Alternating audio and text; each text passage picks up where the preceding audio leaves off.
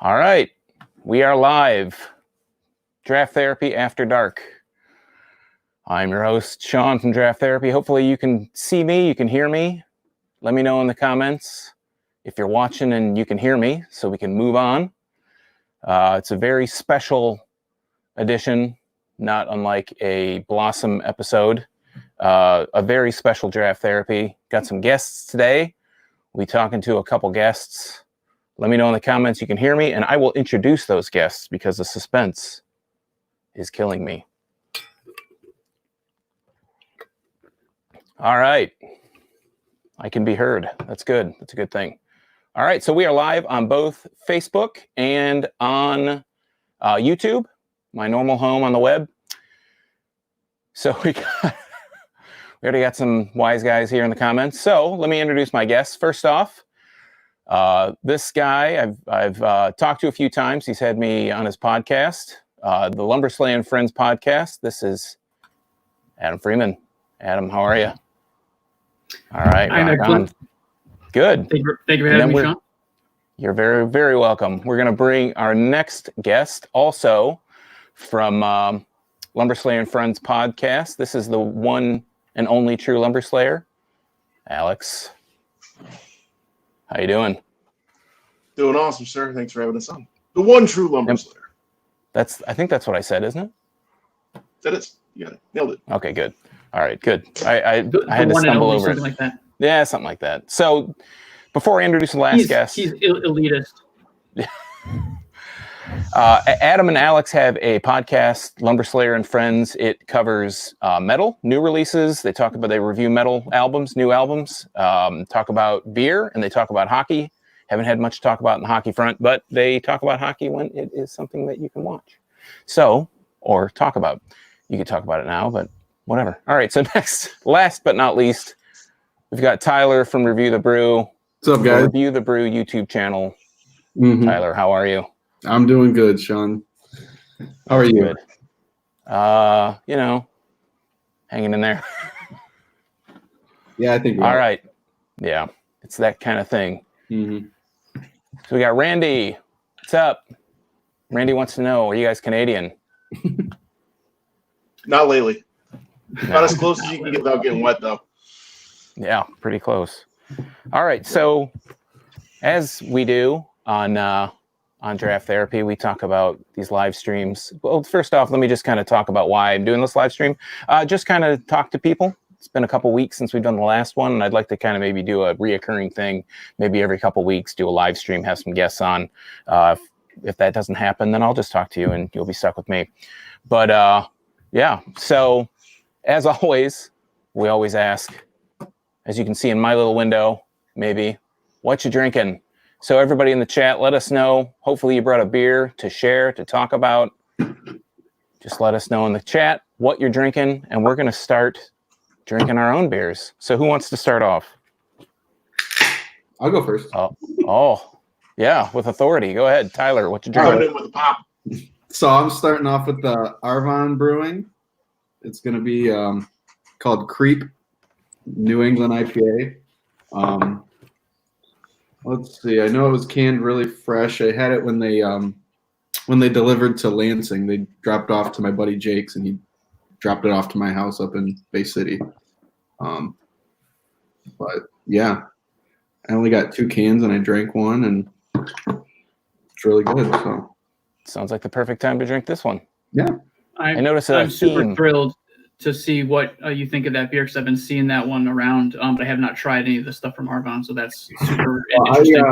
I got four different ones from them, and I had 1 can of each of them, and they're incredible. Wow. Definitely already jumped up to one of my favorite breweries in the state, for sure. Adam, how about you? What are you drinking? So I feel like every time I'm with you, Sean, we end up drinking a couple of the same breweries, and I'm gonna follow suit here. I've got something from Speciation. It's incipient food or age sour with peaches. I don't know if you guys can see this. A little overexposed. Yeah, we see it. Alex, you're up.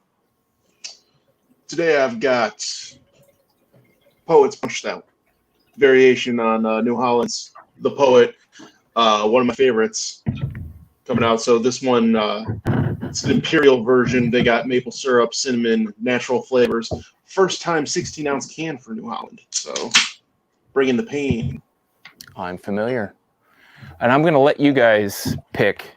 We'll do a little viewer pick next time, but I'm going to give you. You can pick what I drink.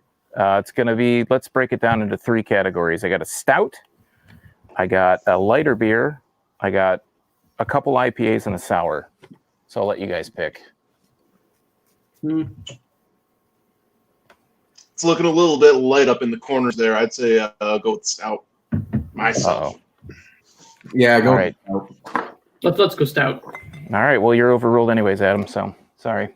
Even if you said something different. So what I got here, let me do a little close-up redo there. Hopefully you guys can see that. It's a Lagunitas Willetized Coffee Stout 2017 from the One Hitter series. This is a coffee stout aged in rye oak barrels from Lagunitas Brewing Company, Petaluma, California, and Chicago, Illinois, 12.6%. Why not start with something light, right? That's what I'm talking about. So, Might as so I well. wanted to bring up, Tyler, you mentioned Arvon delivering to Lansing, and coincidentally, the sour, I'll show you what the sour is. Arvon delivered to Ann Arbor in my neck of the woods. So I got a double raspberry black currant kettle sour. So that was pretty cool. They I don't live in Ann Arbor, but I live just kind of on the outskirts, and they delivered to my zip code somehow. So that was cool. That's awesome. I like that they're doing that. Yeah, it's pretty awesome that they can come out and do that. Let's get the pour here. So, Sean, do you mind if I just jump right into a topic here? Well, let me check out what the chat's drinking, and then yes, please jump and give us a topic. All right, so just to recap what everybody's drinking so far. Oh, let me take myself off that beautiful close up. Rob Santana says he's going to subscribe to your podcast if he doesn't already. Yes. We got Randy. He's drinking a sibling Revelry Brewery Third Wheel Belgian Triple. Ryan Berry, Boss Tweed. Jealous about Arvon. Grusha 6 Peanuts and Cracker Jacks from Mitten Brewing. Solid.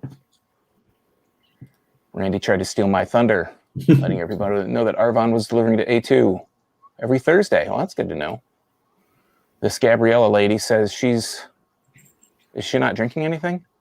Oh, Tandem Ciders. Oh, got it. Tyler Friedel says Founder Centennial Standard Can't go wrong Beer with the Fridge. Centennial. And Terry Vaughn. Terry, I'm sorry, I don't know what you were commenting on, but your commentary is appreciated. All right, Adam, go for it. Well, I noticed. So you pour a beer from Lagunitas. How do you guys feel about some of the attitudes you see from the craft beer community? That as soon as these breweries, who we all love, and they obviously make good beer, that being Lagunitas, when they are snatched up and bought by the bigger conglomerates of the world, where people are just, you know what, I'm out, I'm never drinking that again. For instance, like a lot of us on Instagram and on YouTube and the other outlets are like the moment Wicked Weed got snatched up by Anheuser, they're like, I'm never drinking this shit again. Like how do you guys feel about that? It's not like they ceased to make good beer, right? But I don't know. I'm conflicted a little bit. I have friends on both sides of that argument. Yeah, I mean, I feel the same way. It's really hard to separate stuff like that. I mean, I kind of take the attitude of, I don't know, what attitude do I take? It's kind of, people have to, it's like the American dream, right? To make your business big and to sell it when it gets to be so big, and then you can retire and not do anything. So I understand. Is it disappointing? It's a little disappointing for sure. I was, let's just take Lagunitas, for example. I was never really a big Lagunitas drinker in the first place. So when that's Heineken, right? Heineken bought a majority of Lagunitas. It didn't affect me so much because it's not something I drank. But, like you're saying, Wicked Weed. I know Wicked Weed was huge when they sold that was like backlash upon backlash upon backlash. So, I understand it. It's not. It doesn't make me happy to see that craft breweries, sell out. But on the other hand, I can understand it. It's kind of like, when Founders sold the majority stake, that was a real kind of journey for me to kind of figure out if I still wanted to bring it to the channel. And I ended up doing it a little bit fewer and far between. But in my opinion, again, I understand it, but I'm disappointed. But if it's something that's really good, I'm still going to try it.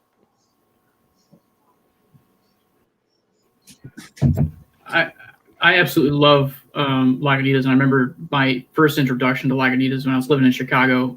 My buddy and I, Dan, were just kind of bar hopping, and it's like talking like the middle of the afternoon, and just on a whim, I ordered a Lagunitas IPA. Never heard of it before. In fact, I couldn't even pronounce it. And then brings it to my table, and they served it in the classic Lagunitas mason jar.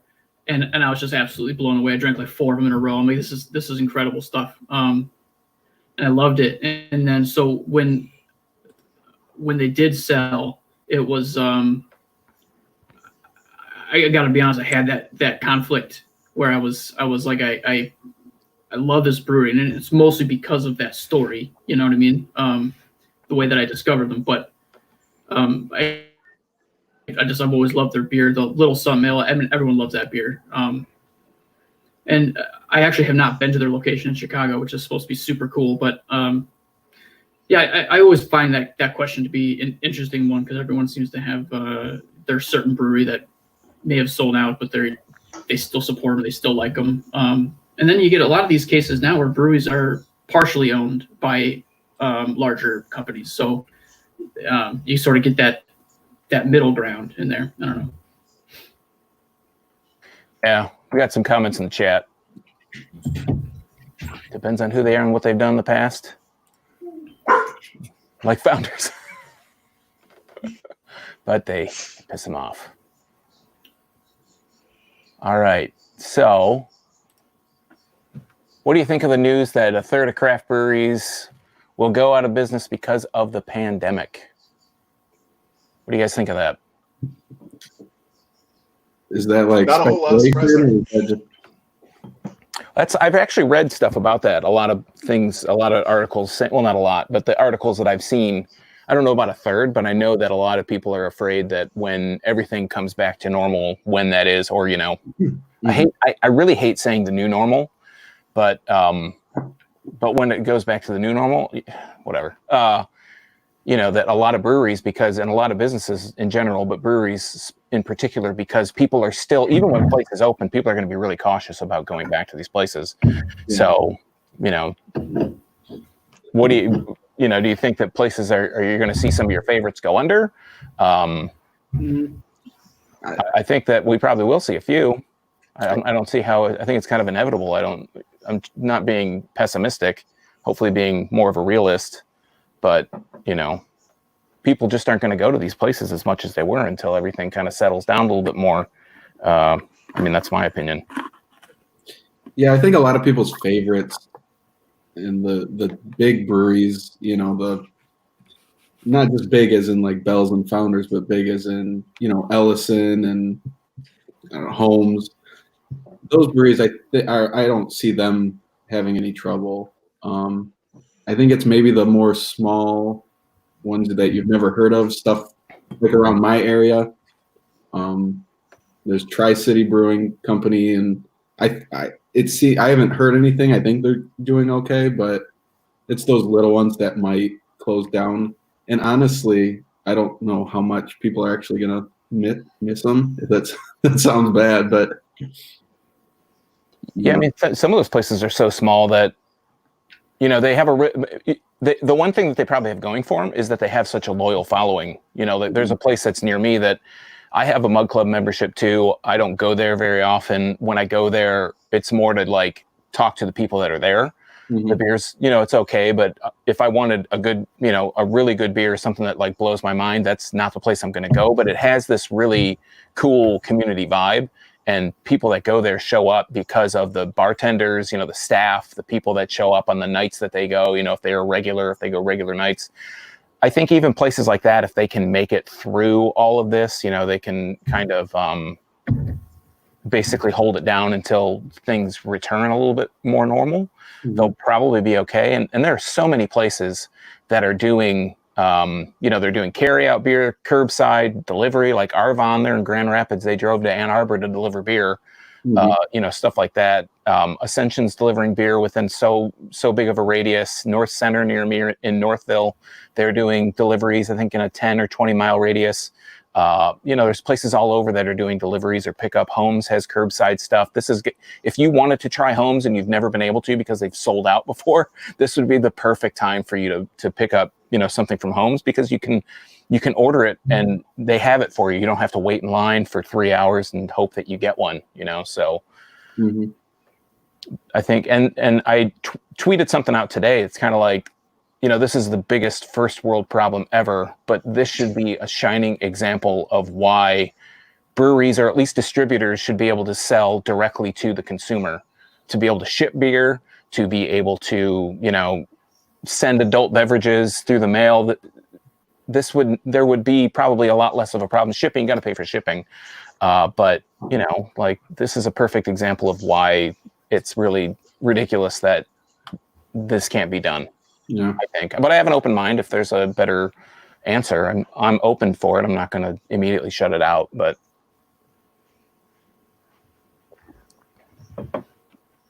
the thing that I really like about as unfortunate as the situation is, where we got to stay at home, you can't go around. It does kind of force you to support your local guy and the guys that'll deliver to you locally. I mean, you think about your big hotspots in Michigan, you think about your Grand Rapids and your Kalamazoo, your Traverse City area, and those all seem like great places to go out and venture to. But when you got to lock it down close to home, it really kind of forces you to keep the guys around you supported and keep them open and keep it going. So in a way, kind of helps things on the local scale. yeah, I mean, for sure. Sean, I'm seeing in the comments a brewery that I wanted to ask you about. So I'm seeing someone commenting about Brewery Faison. I believe they're in Detroit. Are they on your radar? Oh, absolutely. Yeah. I really want to try their stuff out. I saw that, I think it may have been yesterday or the day before, I even saw that they were selling, they had curbside too. It's just for me, it's a matter of getting to Detroit to pick it up. I haven't left the house on my own in 5 weeks. Right. So. Yeah.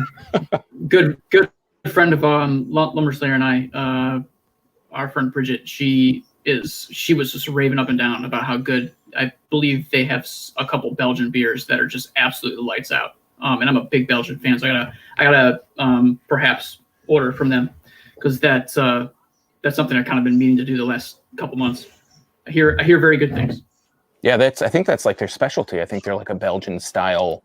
Yeah. That's what they pride themselves on. Yeah, I saw a lot of their tap list. It looks pretty good. It's not like in this day and age, everybody seems like they have a New England or they have some kind of IPA. And I think they had an IPA, but they had a triple, they had a double, they had all these Belgian styles, and it's not necessarily stuff that's super crazy out there, but they had stuff that sounded like, oh, this could be really intriguing. And I've heard so many good things about them that I definitely want to, give them a shot. Got Randy contributing again, saying Ferndale Project is leading the way on a lot of Detroit's brewing delivery. And I think they've got a pretty wide radius, Ferndale Project and Eastern Market Brewing, both, under the same leadership. I think they have a pretty good radius of where they're delivering, or at least selling. I know Eastern Market has I think during the first or second week of the, stay in home order, stay in place, or whatever it's called, they were trying to launch some new venture every day for a week. So they had okay, we're going to start selling pizzas. This guy that does our labels that works here, he's, selling something else, graphic design. I don't even remember what it was, but it was all these different initiatives. And Rob kind of mirroring what I said. And this is, I thought this comment was really interesting. Why can't local breweries ship beer, but he can get beer from Belgium? Yeah. What's up with that? how come Lumber Slayer can get all of his albums from Russia, but he can't get them from around the corner? I don't know. Yeah. And why do they have to send them digipacks? They don't. That's why you get them from Russia. See. So Randy was saying it's pretty much Faison's pretty much all Belgian. Oh, they are, okay. I can get behind Yep. that. Terry's mainly Belgian styles. And Brewery Becker. Yeah, Brewery Becker. I don't know if you've been to Brewery Becker. My buddy Dave that's in the chat, or he was before, he had his baby shower I think it was his baby shower at Becker. And I've only been there that one time, but it's a really awesome place. The inside's really cool. It's got a really nice kind of atmosphere.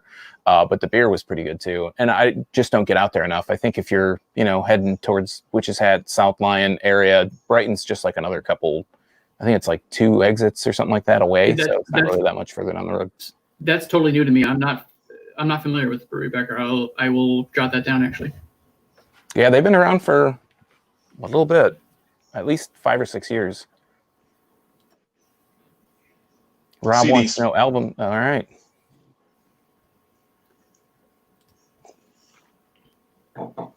And Randy, just the font of knowledge today is telling us that Becker has an amazing build. Look at that. See it in person, it's even more impressive. That's where you guys were recording before, right? In that room? Yeah, we moved back there. Running out of the Lumber Slayer speakeasy got a little bit tricky. I don't know if tricky. No, more like just kind of a pain in the ass trying to make it work for the situation. It's fun down there, but it's not conducive to the recording process. I concur. Gosh. I got to comment on this guy. Oh, not Rob. I'll comment on this guy after Rob. King Diamond, Fatal King Portrait Diamond on vinyl. Good on you. Like it. This guy. I can't believe this guy's on here. I haven't talked to this guy in a long time. We won't highlight any more of his chat though, because I have the power to do that. So Tyler, you've been quiet. What's up? What's on the agenda tonight? I don't know. Just drinking some beer, hanging out. I don't know as much about the metal as you guys do, so I'll leave that to you guys. I know less than you do. So We've been getting Sean into it. I don't know. they have. And that's the thing that's really awesome. Not to toot your guys' horn for you, but Lumber Slayer and Friends, that podcast is cool because you guys now, the thing that I really like that you guys do is when you've been incorporating the clips into the show, because it's easy to kind of say, you can kind of say like, oh yeah, this has this sound to it, or I like the keys on this, or I don't like the keys on this in Adam's case. But when you play the clips with it, the little snippets with it, then it's like you can totally, you can hear what you're actually talking about, and it's like, oh, okay, cool. Then I can kind of get the vibe from this, or whatever. This might be something I want to pick up. So I wanted to give you guys a shout out, because I think that when you guys, since you've been incorporating the clips, it's made a lot more accessible to someone that's not really into it, or maybe doesn't know, what style specifically of metal that they're into. And there are many styles of metal, which I would just think like, oh yeah, there's a couple. And then I listen to you guys and you're like, yeah, you got, I don't even want to make a fool of myself, mentioning what all the different ones are. I thought metal was just its own one style, so I don't know. I'm worse than you, Sean. I don't know. Okay, I'll take that. Very versatile genre. You're almost better off not going down the rabbit hole, because that's how many genres there are. Yeah. And actually, one of my favorite things about our podcast is when Alex and I attempt to define what genre we believe that an album belongs in. I'll tell you right now, that's probably my favorite part, other than drinking beer. So yeah, it's a complicated web of genres in the metal area. Yeah. I think most things are, if you really get into them as a hobby. I think most things get. I mean, look at craft beer. It's not just a drink. There's a lot to it. So. Oh, I don't know. You've had one. You've had them all. Yeah. How is that, John? I have one of those in my cellar. I was wondering how that was holding up. This Willitized? Yeah. It's pretty good. I didn't have it. I bought this actually in Florida. I hadn't when I was down there on one of my vacations. I just picked up a couple, like a 6-pack of this, like a bomber of that stuff I couldn't get, or I knew that we could get this up here, but I was down there when it got released and it was all over. So I was like, well, I guess I'll pick this up. And I didn't try it for like a year. And it sat in my garage for a year, like through all the weather in a black plastic shopping bag. So that was probably the saving grace, not getting the light to it. And when I had it last, I think I had a bottle last year. And the first drink, I remember it being like a huge punch in the face, like big time rye, just a rye smack in the face. And then it was almost off-putting how strong it was. But then the second, third, fourth, the drink, it starts to get a lot smoother and you start to pick up more of those like chocolate notes. And now that's like, I do get a little bit of that, a little bit of the rye comes through still, but so much of it is just this really nice dark chocolate, a little bit of a sweet chocolate, a bitter chocolate. So it's kind of got this complex deal going on. So it's actually really good. I think I have 2 bottles left. So I'll be kind of coveting that for a little bit. Yeah, I have one of those, and then I have one of the what was the previous High Westified one? It was the 2016. I have a bottle of that too, so I don't know. Have you heard of this album that Tyler's talking about? August Burns Red is a little bit outside of my taste, but my bandmates quite like the August Burns Red. It's funny. I love how many metal questions we're getting on this. Fantastic. Yeah, I had a friend who sent me that, and I did spin that. It's a good album. It come with Alex on that. It's not really up my alley, but it's good music. Yeah, the thing that I really I'm just like all over you guys. Is this your live stream or is it mine? The thing that I really like is we're taking it over. Yeah, we're outnumbered here. So the thing that I like is at the end of the year, you guys roll through your top 10s and you talk about them in depth and you kind of talk about the thought process that goes behind, like why you picked album over another album. You kind of give a lot of insight on that. Hopefully you guys do it at the end of this year. And you didn't do clips for 2019's best of, right? Correct. To be fair, the clips Adam's been wanting to do for a while, and I've kind of been pushing towards not doing them, just for potential copyright issues. Yeah. But we gave into that, and I think we're way for the better for it because everybody seems to love it. So Adam's smart, I'm dumb. You're right, I'm wrong. I've got this like this.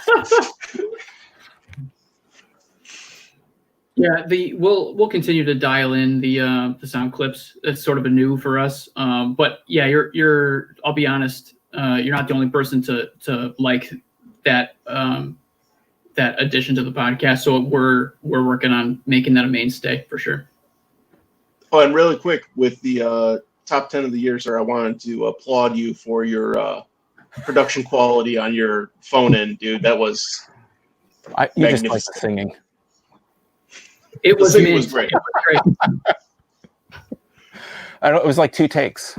I was really happy with myself. I mean, it was like cut. Obviously, all the silences were cut, trimmed out of it. But it's like, oh man, the first time I did it, I think I did it pretty good. And then I screwed something up and I was like, I'm just going to redo it. So it was fun. Dude, it was bulletproof. It was good. It was great. Really good. All right. Oh, let me tell you something about Until the Light Takes Us. Back in 2011, hanging out with Adam in Chicago, he played that documentary for me. That's a fine film, sir. Got me into black metal. Very good movie. Is it a doc or is it like a feature? It's a documentary. It's about the Norwegian black metal scene. It's a really well done movie. Yeah, it's fantastic. You may have gotten a new subscriber from Terry as well. Hey, man. Randy wants to know Arch Enemy is metal. And then he says, he may be setting you up. What's new metal? Limp Bizkit. Korn. It's not that surprising, to be totally honest, because craft beer tends to attract nerds like us, and so does metal. So we have a lot of crossover and a bunch of nerds. Get some neckbeards. That's right. All right, so we're going to go back. There you go. I think that's the question. That's like the first question I think I asked you guys too. It's like, wasn't that the? And you're like, yeah. We're talking about original Norwegian black metalers, Mayhem. So that's And, the yes. Euronymous taking pictures of the Swedish guy who blew his head off. All right, so we're gonna go back to. We're gonna bring this back to beer at some point. Cool. Yeah, what you drinking? I know that I'm about to start a new one, so I know that other people in the chat they have to be on at least a second. I mean, we've been on for half an hour. Who drinks a beer in less than half an hour, or more than half an hour? I don't know. I do have one quick comment about this incipient by Speciation. Yeah. Tell us about what you're drinking. They put this in a 16-ounce tall boy, which is great. But this would be better suited if the four of us were actually physically together, and the four of us could have a few ounces of this. Because I'll tell you right now, 16 ounces of this in 30 minutes is too much. Like it's so concentrated, the flavor is so strong, and it's crazy delicious. But I think 16 ounces of it in one sitting is a little bit much. Yeah, that's some of those things are like that. It's cool that we can get on and do this and talk about it, but it would be awesome, even cooler if we could get together and share these things. But that's those sours. That's sometimes you just can't do like the whole thing. It's Tyler and I we went to Zwanza Day at Jolly Pumpkin, and that was like our entire experience for that whole time was. This is really good, but this tastes like acid. Like that's all you're getting by the time you're done. And when you're at a festival, it's all sours, like maybe a IPA or some like variation here or there. You're almost going to those just so you can get something that's not just like this strong, super like acidic taste in the back of your throat. It's like enough to give you like a sore throat by the time you leave. Mhm. See, but those are the perfect beers to do at a bottle share, because it's like everyone can get a little tiny pour of it.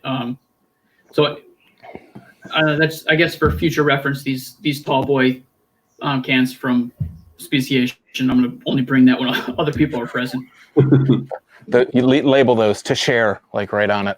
Exactly.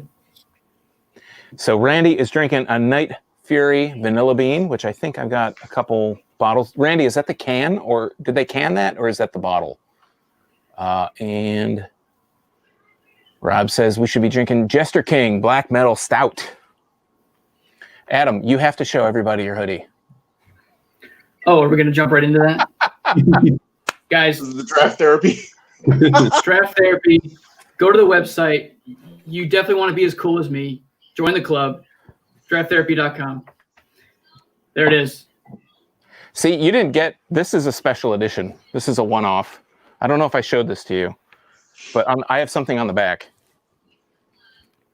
Oh, yeah. Mine definitely does not have that on the back. Oh man. I like that one.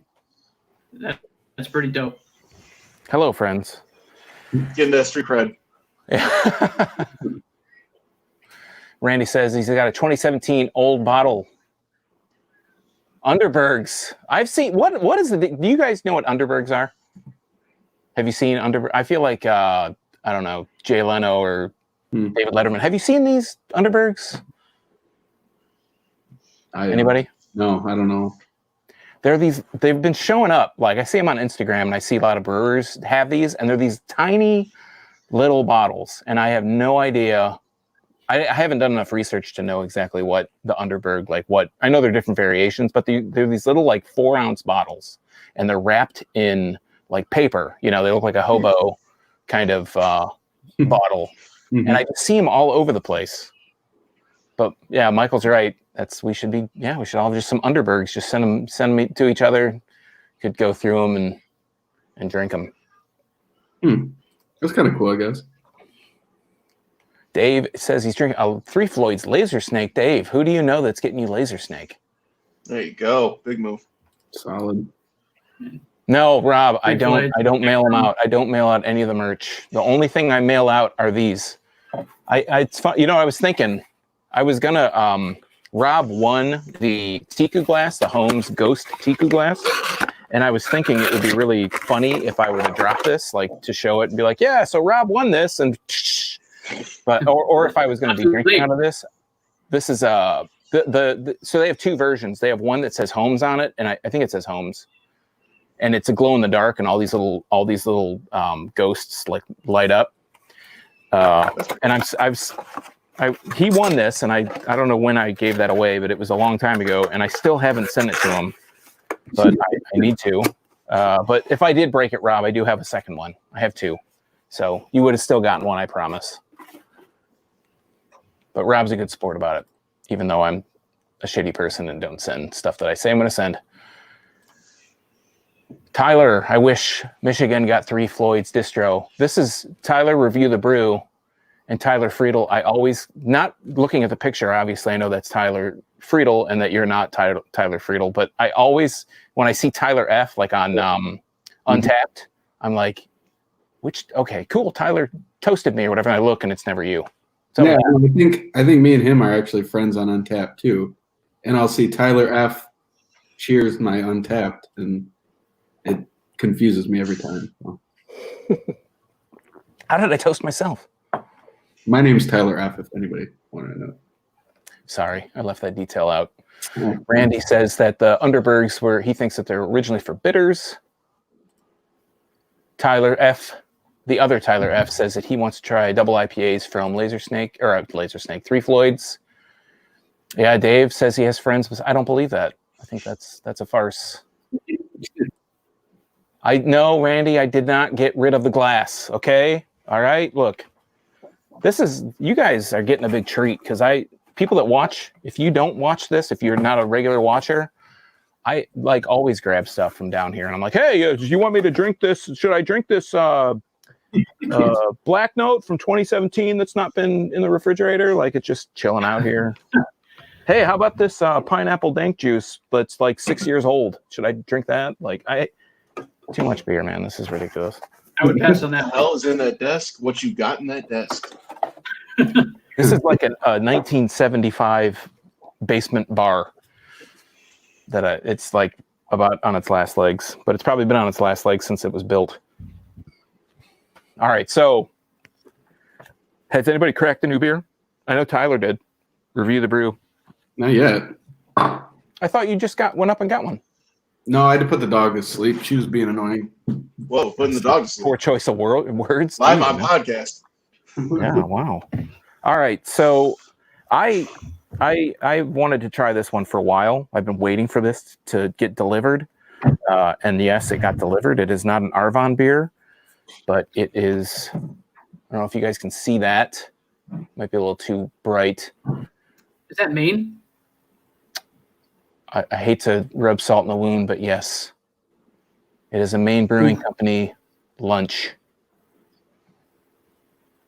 You know what, Sean? Do you have any idea why that rubs salt in the wound? Al, you I probably do. know what I'm talking about. I do. Yeah. Well, I got to be honest with you. It hurts. Tell us all about it. Unload on us. Well, thanks to a little thing called the Rona, Lumberslayer and I missed out on our very well planned out trek to the New England region to enjoy beverages such as you're about to pour right now. And we're not happy about that, but it's not canceled. It's just postponed. So it's not all bad, I guess. That's right. It's, Very good. this culture, right. we're all about instant gratification. Absence makes the heart grow fonder. I am quite jealous. I will be honest. So I'm not going to, this isn't a plug by any means. I do have a code that I can give you if you're interested in $10 off your next order. But this is from Tavour. Are you familiar with Tavour? I feel like I'm selling Confederated products. Yeah, I think you gave them a plug last time on the podcast. Yeah. Well, I don't know. I didn't use them. This is like, I did talk about them recently with somebody, but I don't think I think I was talking, when I talked to Peter from Beards, I mentioned it. Tavour is like an app. It's not like an app. It is an app. And you go on there and every 2 or 3 times a day, they have new beers that come out. and they're from like the not new kid on the block, but like the hot brewery of the moment sometimes. So they have like Anchorage is on there, Fremont's on there. I'm just looking at the chat. Sorry. So they have like Fremont on there. They have Weldworks has been on there. I've gotten Pipeworks from Chicago. I actually got that today. And then you load up your crate, and then they send you this beer. It's flat shipping. Oh, look at Tyler bringing up the big guns. Sorry, I don't want to steal your thunder, Sean. That's okay. You just totally derailed my train. But anyways, yeah, so this was one of the things that they had, and I got two. So I've had this once before. It was I was in the beer trade Reddit when that was around, and for Christmas, like you got this Secret Santa thing, and somebody sent it to me, but I didn't drink it for months.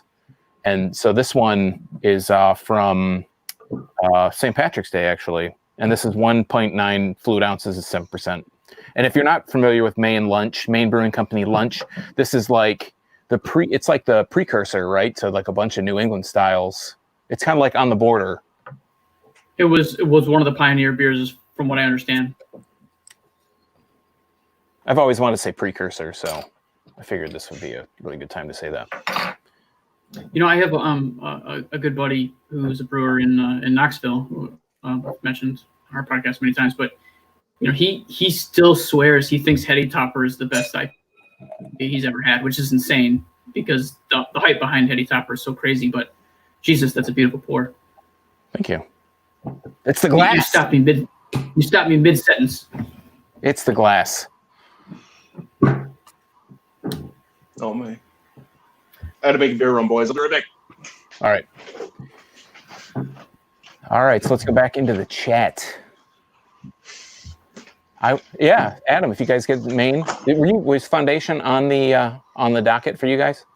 Foundation, it was not on the agenda. I had made a whole itinerary for the whole trip, but now that we've had some time to do some extra review, there's no reason I can't pencil it in. So I will make a note of that. Have you had any of the Foundation stuff that they've done? Have you had anything from Foundation? Have not. They did a couple collaborations with Old Nation. So they did, if you ever seen Me My, that's a collaboration with them. And they did this one, Sparks Joy, which was like, and that was readily available. Like you could pick it up. Holiday Market had it.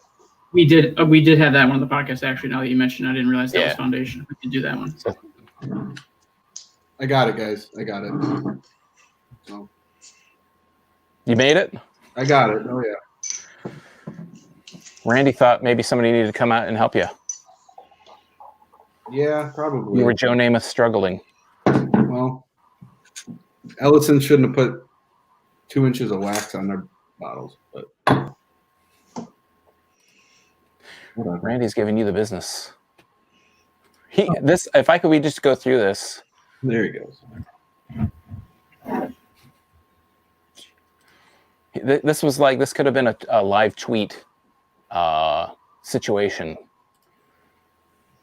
So back to what you're drinking. Dave said he's drinking a brand new home Cynosure, which I think that's the sour, which was pretty good. Oh, Randy. Low blow. What do you say? Come on. That's what he expects from an MSU guy. What do you got? Oh, is that an espresso KBS? Is that what I see? It is. Do I spy with my little eye? Do you guys want the live commentary on the main? I would love that personally. Okay. All right. So it's a nice head. It looks like ice cream. It's like all fluffy and stuff. Oh, I almost committed a sin here. I got to smell it. Got to get my nose in there. It's really citrusy. Super citrusy. Maybe a little bit of like a candy kind of citrusy smell, but really like straight up orange.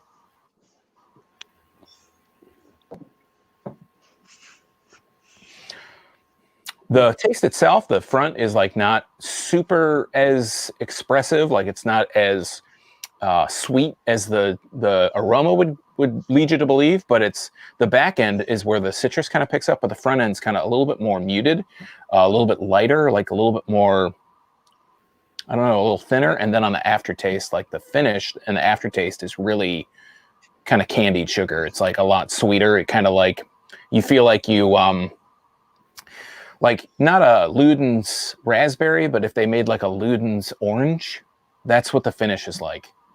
Like you get that kind of like, you know, in the back of your tongue, you get that sweetness that just kind of hangs out, that sugary sweetness. It's pretty good. It has like a orange candy flavor, like finish. What style of IPA would you put that in? Because it doesn't look juicy. It's not super. It is a little bit hazy. It's not super thick looking. I would. It's like an East Coast. So like I would say like a New England is a New England, right? We're all pretty familiar with what New England is. I know East Coast is kind of like an East Coast IPA is really just a New England style most of the time, but I think it's a little bit lighter than a New England style. It's not as thick. It's not as like sweet and as rich. The mouthfeel isn't like anything really like over the top extraordinary, but it's not thin, but it's not New England style, and it's not an IPA, but it's like somewhere in between. More leaning towards New England, but not all those telltale like New England things about it, you know, characteristics. It's not super juicy. It's not super sweet.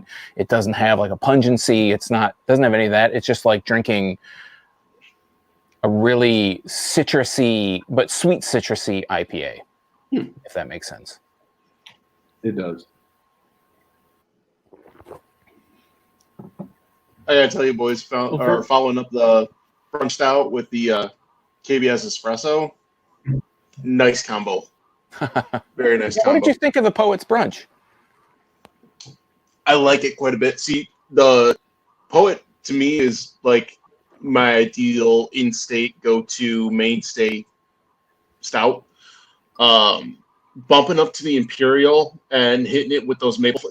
See, I feel like the maple really sticks out more than anything on the additives with it. It's pretty fucking solid. I don't know if it'd be a go-to, but for like a nice little variation. Mm-hmm. What's the ABV on it? It's like 9% or something, right? Yeah, I think we're right at fucking 9. Oh man. Yep, 9 exactly. Solid. I don't think I've had that. I think we've lost most of our Facebook audience, and they're mostly on YouTube. I didn't realize that. But you know, whatever. First time. So Fabian, you made it. Fabian was the one that said, "Hey, you need to do another live stream," and I was like, you know what? I think you're onto something there. So what are you guys' thoughts on KBS, just like year-round, regular KBS? Just what do you think about that? I know that Founders has the capacity to do it. So why the hell not, I guess. Have you guys had a chance to try the 2020 yet? No, I haven't. No. I haven't had 2020 yet. Yeah, I think we're all it's a unanimous thing. That's one, I was talking to Tyler earlier today, or maybe it was yesterday, and we were talking about the beers that we'd like to try. It's like, yeah, I'd really like to try all these different beers. Just haven't been able to even get out and get them. I know places have it.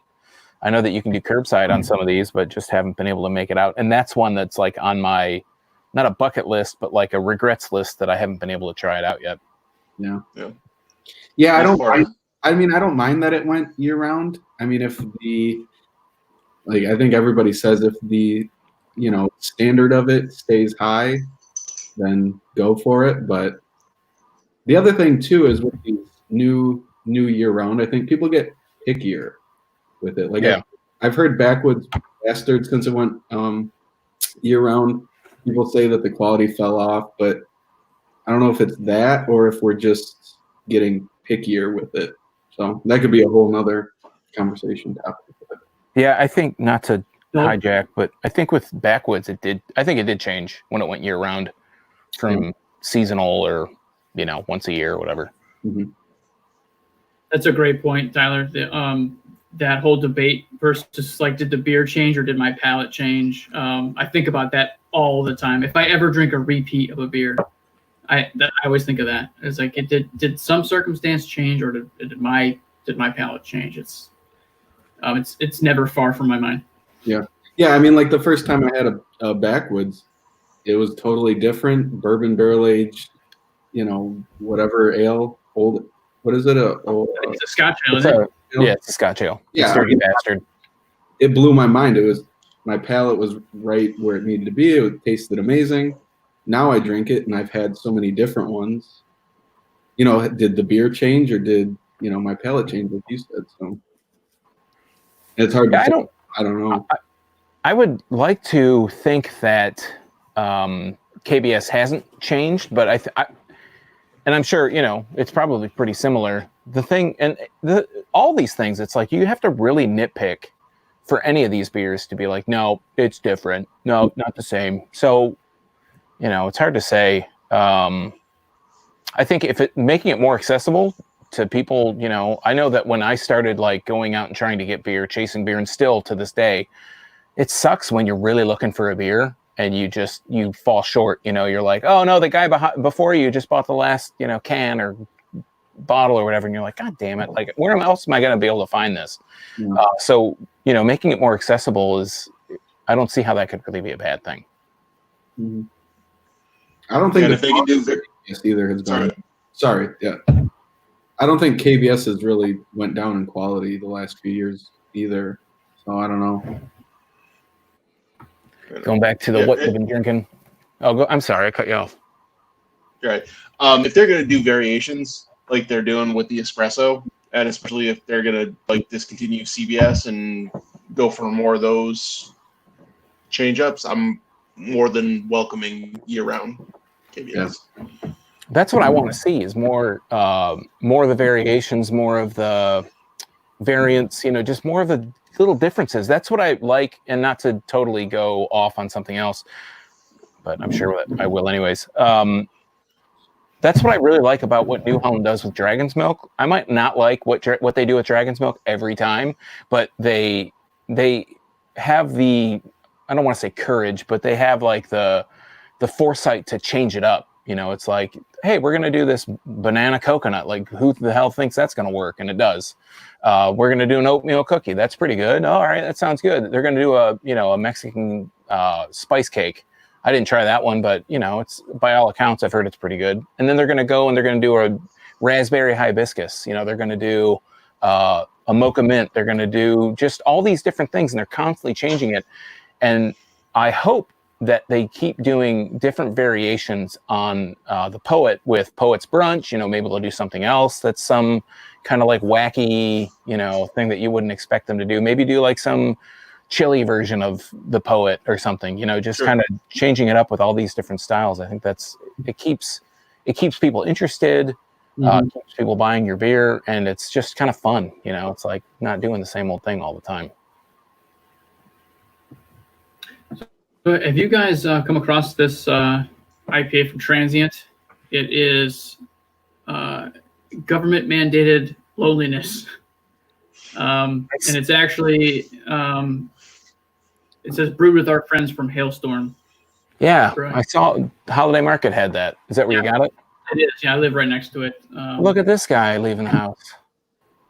And so, giving this a try, I've sort of been since Holiday Market has been selling the Transient beers. I've been sort of making my way through the Transient portfolio because, to be honest, my only place I could get it before was at Atreus Plato, and I had to go all the way down to the city for that. So, not that that's far; it's like 20 minutes. But I miss Ferndale Plato. yeah, I sucks that they closed. Rest in peace. But this one, I quite like it. It's a 7.3. It's not a double or anything. It's delightful. Super pillowy, soft in the mouthfeel. It's kind of everything you want in a hazy. Kind of no frills. I like it a lot. The two standout Transient IPAs that I've come across is Back to Circles again. Was far away my favorite. And then secondly, the a la carte something or other. That's an outstanding IPA. Great beer. I'll look But for tying it I'll back to start us, something or the other. Is the Hailstorm collaboration the best of the already low set bar metal band collaboration beers? that you've tried so far? Oh Jesus! That's the real question. Ailstorm. I'm not going into Ailstorm. All right, just catching up on chat. Carlos says, enjoy it while we can. Almost bought the espresso early. Carlos, you should have. Randy says, we need to get a Zoom together. Randy, this, let me just full disclosure here. This live stream initially was going to be like people come in and out, people drop in and off. And I was going to invite viewers to come on and just kind of jump on these, have a conversation like this, maybe short ones, 20-minute little capsules. Randy, I emailed you. You were going to be on this one. Check your Gmail. Randy.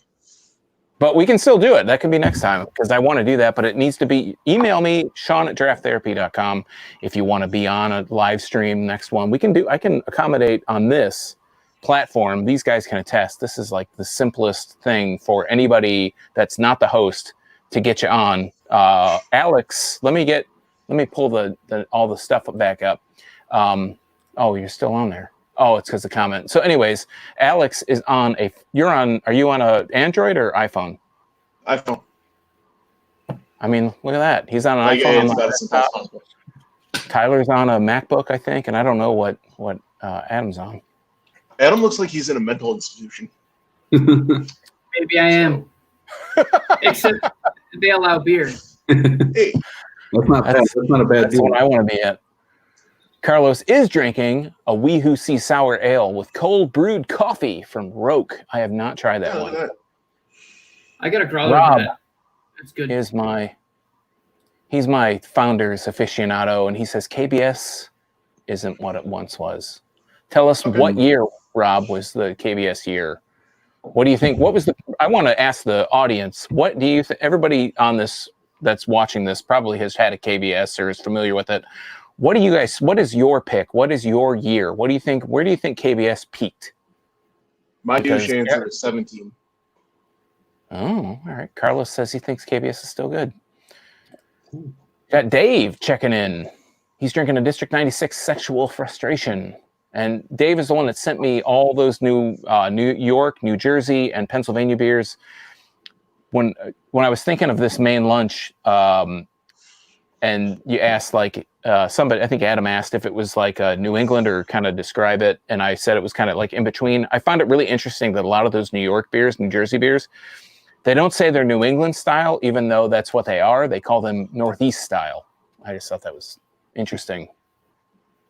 I've seen that too. B. Wood says drinking a Little Georgia Imperial IPA from Rockford Brewing. Have any of you guys had anything from Rockford? Nope. No.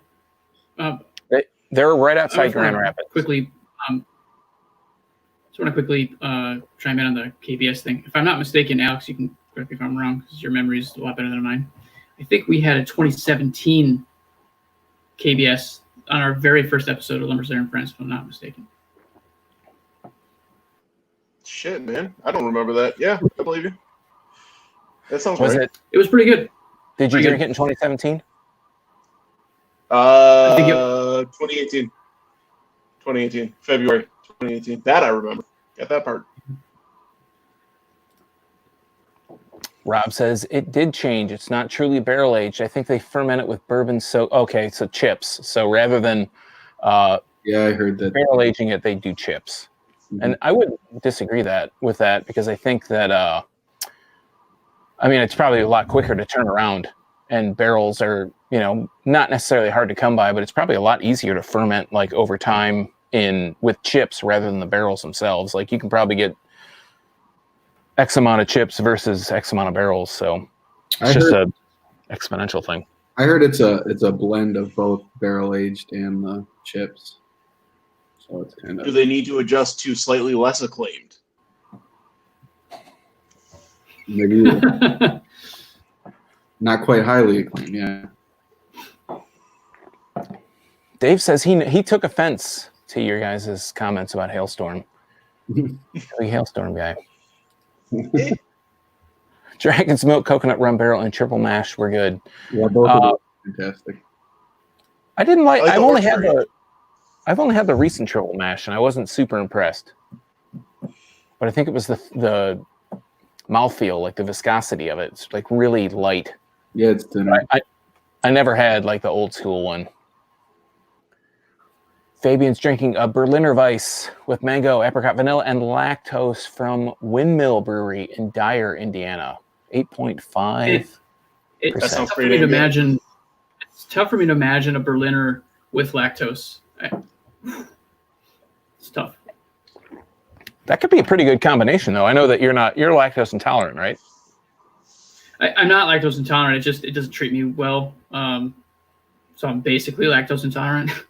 It's not a So good I try to stay away from it. But I mean, even like the sweet milkiness you get from lactose, I just don't care for the taste of it. I don't know. I don't know if you guys pick it up, but I mentioned this about lactose. Is beers with lactose have this like, to me, have this like trademark. I don't know. It's hard to explain. It's like this artificial bitter / sweetness. And I know lactose is a natural thing, but when they add it to beer, I always pick up on this just weird, bitter, artificial sweetener kind of flavor. I don't know. Interesting. Yeah, that's me. Carlos says, I prefer Founders to New Holland any day. Tyler Friedel That's fair. says, just had Juices Loose by Transient. Tasty stuff. Yeah, I think That's cool. M4 is distributing them now here on the east side of the state. Yeah, I think that's why we're seeing a lot more of it over here. Yeah, because it used to be just Cultivate or 8 Degrees. Cultivate in Ypsilanti, which is actually a coffee house, and you can buy beer there. If you're looking for a place and you're in the Ann Arbor area and you're looking for curbside beer that you might not be able to pick up where you are normally, Cultivate, I was going to say Transient. Cultivate has a bunch. They're selling crowlers right now of all the stuff that they have, and they get stuff from all over the place. So it's pretty amazing. We're going to the KBS piece.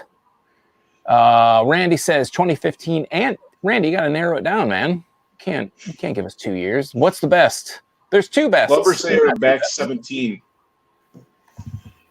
So there you go. We got Rob agrees with you. He's definitely subscribing to the podcast. Killing He it. says 2017 is the peak.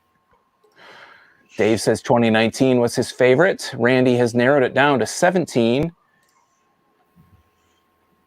Lactose is a government milk mouthfeel. No Michigan militia talk here today, Rob. That's for the secret meeting. That's next week. All right. We're going to go back to the well because we need more comments. And you guys, open forum. Do you guys have anything you want to talk about? Alex, I'm going to Lots of call on you. travel. Been going around all over the place. International. Whoa. Oh, shit. We lost We lost, somebody. uh, Oh, here he comes. Tyler, we lost you for a second. Hey, We were he's back. scared. What happened? We were so scared. Yeah. Alex, I need you to do something for me. I need What's you that? to plug. I need you to plug the band. Tell us about it. Oh, man. If you're into the metals, Adam and I are into the metals. My band, Silence, ASYLENCE, just released our debut EP, Eulogy of Man, back in February, right before shit hit the fan. Check us out. We are on all your major streaming. If you go to asilence.com, you can pick up our physical CD. We have some exclusive shirts available. It's good stuff. Melodic, prog, death metal. And that's our daily plug. Thank you so much, Alex. No, thank you, sir. Appreciate Yeah, it, man. Forum. Absolutely. All right, so we're going to go back to, I saw Carlos, he took a recommendation. He says, Guinness bourbon barrel aged in bourbon barrels. So that's the review that went up yesterday, and I had it a little bit ago, so I think last week I didn't record anything. So just kind of like transparency, I record generally on Saturdays or Sundays, and last week I wasn't feeling it, so I had this Guinness BBA, stock ale from their Open Gate Brewery in Baltimore, Maryland. And I don't. Have you guys had any of the bourbon barrel aged stuff from Guinness? I have not. No. No, but man, I love Guinness. I always have since I was like a little kid. Yeah. Guinness is a good one. Rob Need to says he get on needs that. the link. Alex, drop it in private chat, and I will put it out on the public chats. Yeah, We'll put that link out for you guys. Yeah, all you metal guys that are on here, make sure you reach out to us. We'll hook up and we'll have a chat. And I'm glad that Carlos thinks that it's good. It's funny. I know, Tyler, you've done beer reviews in the past, and you need to start doing them again. But anyways, regardless, it's tough when you do this because you're just kind of talking, into the abyss. You're just kind of like laying it all out there, and you don't know if anybody's listening or not. And it's nice to hear that other people feel the same way that you do, because I know with me, I'm not like super confident all the time in the things that I taste or maybe the things that I talk about. So it's nice to hear that other people think the same thing. It's kind of like this unifying kind of deal. Yeah, it's nice to get the feedback, to know that you're not just, ideas aren't just getting tossed out there into nowhere-ness. Yeah. So we're going to go back into the chat here. Randy has a good question. Thoughts on Jolly Pumpkin beers? I recently saw that they are canning. Yeah, I saw that too. I can't remember what it's called though. I'm super spoiled. They have a tap room right around the corner from me, so I like to go there every now and again. Alex and I go bug them all the time, actually, when things aren't on lockdown, obviously. But yeah, I love Jolly Pumpkin. I'm a big sour guy, so it's good. Yeah. I'm not a big sour guy, but Jolly Pumpkin does it really, really well. Between Speciation and Jolly Pumpkin, really, really fortunate in Michigan to have those two breweries available to us. Big shout out to Jolly Pumpkin for doing their IPAs. I'm really, really liking what they're doing with their IPAs. Doing a fine job with those. Very much Tyler. so. Let's hear from you.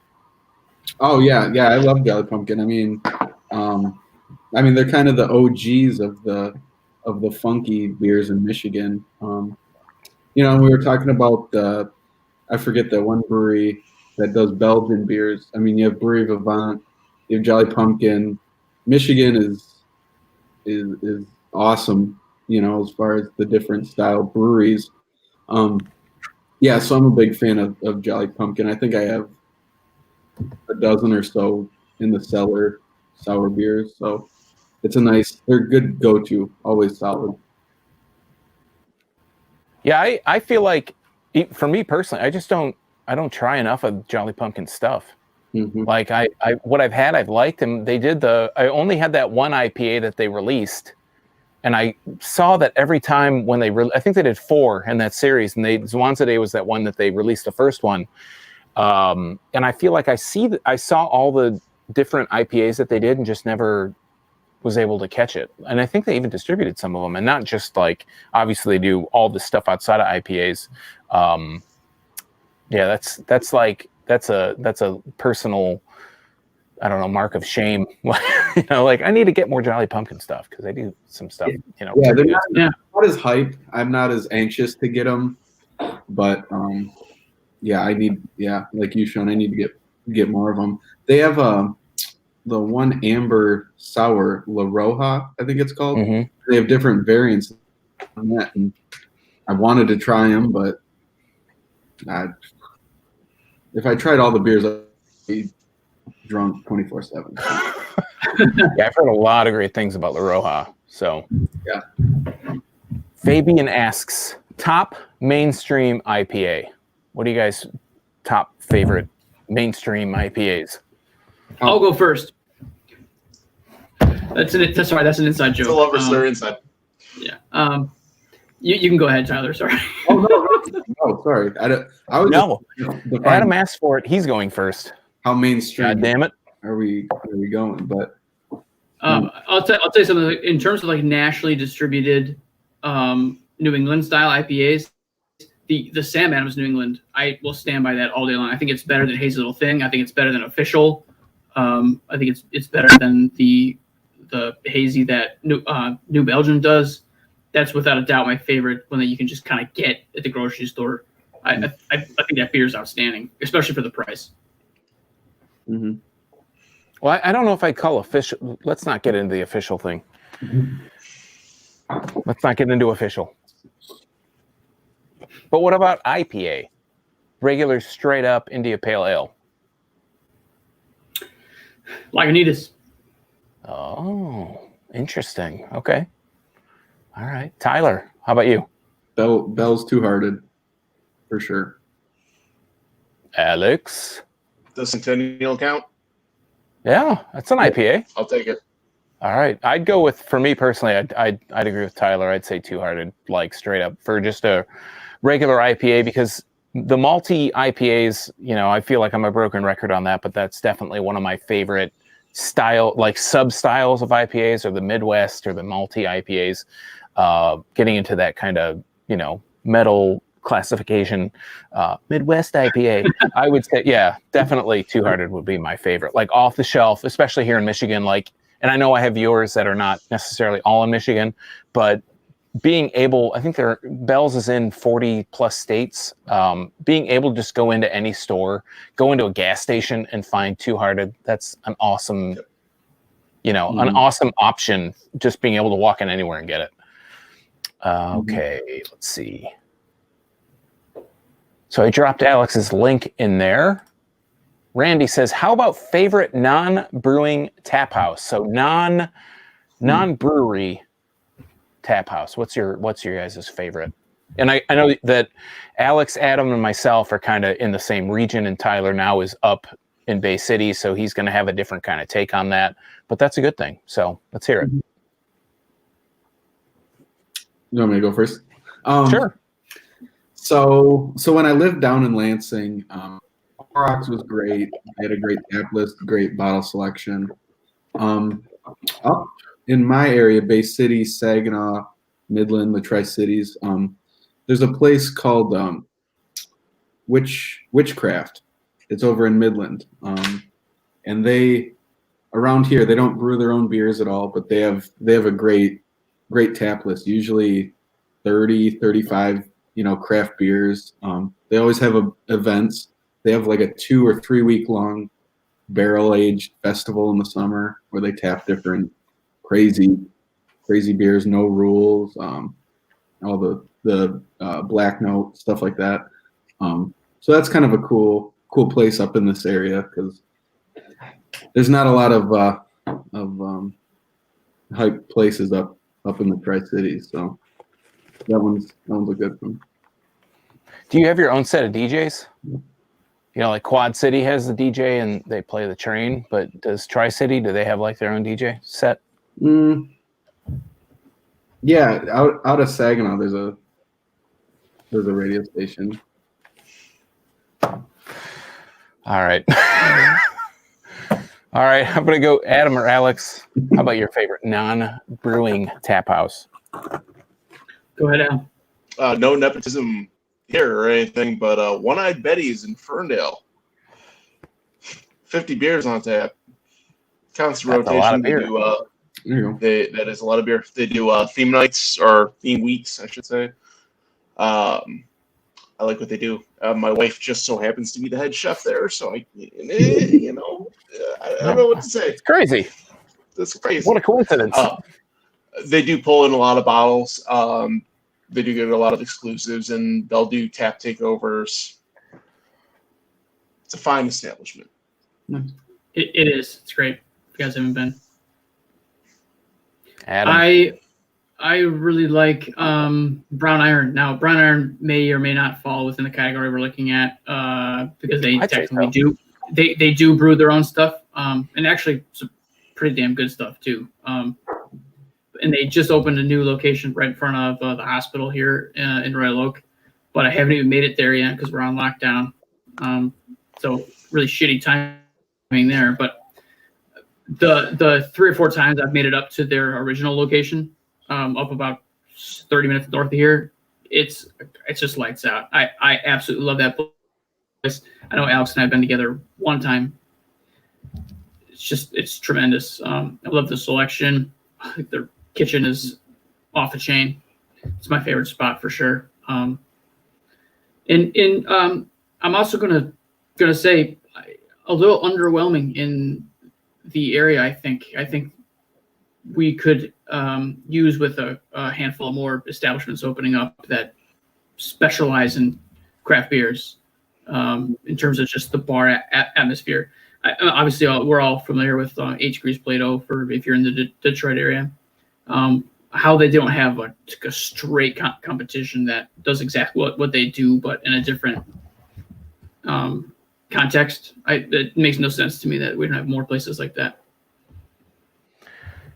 Yeah, I would say I'm kind of on your vibe, Adam, with the non-brewery tap house kind of thing. Geez, I think I totally lost it. Oh, I was going to say, whoa! I was going to say Ashley's in Ann Arbor is a favorite of mine, and that's more like a restaurant / brewery. And I know that maybe makes me sound like an old pervy dude that likes to look at college chicks, but maybe that's what I am. But yeah, I mean, they have so many beers, not necessarily all on tap, but they have so many beers just available. That's a place that I like to go to when I'm in the area just to have a drink. I need to know what this comment from Rob was about. This, I mean, we're a little bit behind now. We've kind of fallen back about 10 minutes behind the chat, but he says something, and I don't know what it was. So Rob, let us know. That's like drinking Budweiser straight out of the toilet. I need to know what you're talking about. So back onto what you were drinking or what you're drinking. That reminds me. I gotta hit the right button. What you drinking? I don't have a beer here, so I need to know. All I have is Michigan stuff left. I have a milkshake IPA, a light beer. I'm not going to say what kind it is because that'll give it away. And I have a sour. I need some direction on what I'm going to drink next. So let me know. Let me know in the chat, or you guys let me know. I don't care. Whatever you want to do. Milkshake brings all the boys to the yard. Let's just do it. Adam, tell me, what do you think? Let's go with sour because I started with a sour, and I would hate to be the only person to drink a sour. Yeah, Tyler. Go sour. What's that? Sour? Yeah. Sorry, Alex. You lose. This is. Win some, lose some. That's true. I want to know even a broken clock's right twice a day, right? So this is double raspberry black currant kettle sour ale with raspberries and black currant. Go figure. This is 8% alcohol by volume, proudly brewed and canned by Arvon Brewing Company in Grand Rapids. And this is fresh. I got this today. We did this one on the Lover Slayer and Friends podcast. Yeah, I need to pick the glass. Isn't this the yogurt one? This is the yogurt one, isn't it? Oh. It's the one that's straight Yoplait. Yeah. Is that what this was? Is it? Oh, the label looks different. I remember you guys talking about that, but I don't remember what beer it was. Let's see the pour on it. The pour is going to give it away. Smells really fruity and good. This is an Ascension Brewing Company glass. I don't know if you can see that. And it's a beautiful glass, actually. It's super small, though. So I'm going to be able to get like a 6-ounce pour in here. It doesn't look super duper thick. The color looks right for it, though. All right. We'll see how it tastes. We will give it. We'll give it that. All right. So we are going to go back into the chat. From 1 to okay. I don't know if I read this one from Grusha, but he says, despite New Belgium being so big, he's been super happy with a lot of their beers. Carlos, thank you. I appreciate you. Tyler Friedel says to Tyler, the other Tyler F. I don't know if you want to get your last name here, but he misses your reviews. We all miss your reviews, Tyler. Tyler, When are you going to do more reviews? I don't know. We're getting settled in the new house, so I'm trying to get a spot set up where I can actually film them and do that. That looks good where you are. It's crazy. I can do one right now. No, I won't do it. Done. All right. This doesn't. I don't know. Yoplait. Did you get like a yogurty taste out of it? See, if you don't have lactose in, is that when you're reading off the ingredients? I missed lactose. Did you have that? No, I didn't see it. Okay, so yeah, that's probably a different one. Maybe it's everything that you guys had without the lactose. Yes, that's exactly my thought. Like everything that you read on there is like that. It was that beer minus the lactose. I'm drinking it. It's okay. It's kind of got like alcohol kind of bite to it, which is kind of odd. With there's alcohol in that? Okay, yeah, Yeah, that's crazy. not I what didn't we did. think there was. I thought this was a wine cooler. Back to the chat. Randy says, thoughts on Sam Adams then and now? They brought me into this world, and they're going to take him out. He Sounds like says a premium to me. sad he doesn't drink them anymore, but their New England is solid. Mm-hmm. Yeah. Any How thoughts on do you, were you guys part of my my clique that like you would not be sitting here having this craft beer conversation if it wasn't for Sam Adams? Because I'm 100%. That's me. I think initially for me, a lot of it, Sam Adams was a big part of it. Especially like thinking back to my kind of roots of craft beer. The first beer that I ever really had was a Sam Adams beer. The first craft beer that I can kind of remember, quote unquote, chasing was Oktoberfest. Like, oh, Oktoberfest is out today. Let's go out and pick up a case of Oktoberfest or a 6-pack or 2 6-packs or 4 6-packs, whatever. Picking up Oktoberfest, like that was a big deal. And a lot of good times drinking that I can remember would be something like drinking Cherry Wheat, or drinking, what's the one that they do? Like, it's a winter one. But regardless, like Sam Adams is a big part of not necessarily why I drink craft beer, but they really brought me in. I would say for me, it was more maybe Anchor Steam or Sierra Nevada. But yeah, Sam Adams was a big part of my kind of elevation into craft. Yeah, I remember I went to college when I was living in Florida, and we would always get Sam Adams. It was especially the seasonals, right? So you get 4 seasonals that they would come out with, and it sort of always grew from there. But we'd always also get Allagash White. We would get Anchor Steam, as you mentioned, Sean, and then probably the first real hoppy beer I ever tasted was probably Sierra Nevada Pale Ale, which is a lot of people's flagship pale ale. So. Honestly, though, without those beers, it's a real good chance that I'm not sitting here and I'm just another Coors Light drinker. You know what I mean? If you're lucky. I had a really nice stride. I started my craft beer drinking right around 2009. So I had Adam as my Sherpa up the mountain of craft beer drinking. So I got the best of both worlds of leaning back towards the old Sam Adams classics and the new upcoming craft stuff. So got a little soft spot in my heart for Sam Adams, but I also didn't rely on it as much as you guys might have for the different styles. Yeah, I would agree. It's it's the first kind of different beers that I was trying, like the Cherry Wheat was just something that you dabble in the different flavors, and then it kind of led into the Founders Bells, all that. So I wouldn't really say craft beer it got me into, but it was on that path for sure. Yeah, I think it's like, the second part of Randy's question was, or is, he doesn't drink it anymore. And that's kind of the same thing. Like I went to Boston a couple of years ago, and it was really cool. It was when New England style IPAs are really starting to kind of come to the forefront.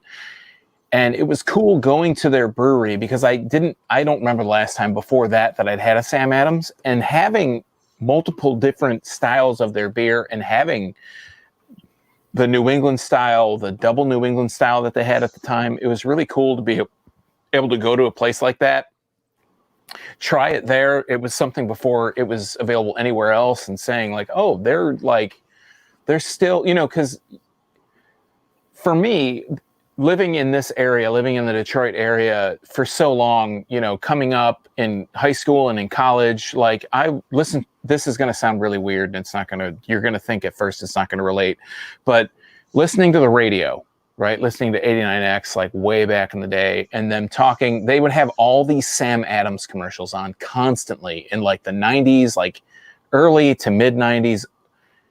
I had never heard of Sam Adams before.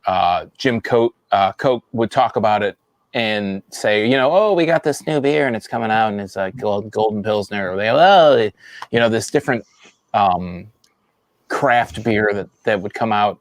And it was just really interesting. And it's kind of like the advertising it had this whole kind of down home kind of quality. And you didn't hear it anywhere else outside of 89X on the radio. And it just kind of imprinted on my brain, and maybe it's marketing doing its job, that Sam Adams is like the mark of quality for beer. And then kind of getting older and being able to drink and having these different styles. And it just really imprinted this is craft beer, like Sam Adams is craft beer. Before I even knew that, Bell's I went to Western Michigan. Like I didn't even know Bell's was near me at that point. Like I didn't have any concept of Bell's or Founders or any of these places in Michigan, and saying like the first, oh no, go pick up. I don't want Budweiser. I know I don't want Budweiser. I know I don't want Coors or whatever else. Get Sam Adams. Like that's a quality beer. Go get that. And again, marketing doing its job. And then over time, that kind of fading out, and Sam Adams isn't innovating. They're doing the same thing, and they're not changing.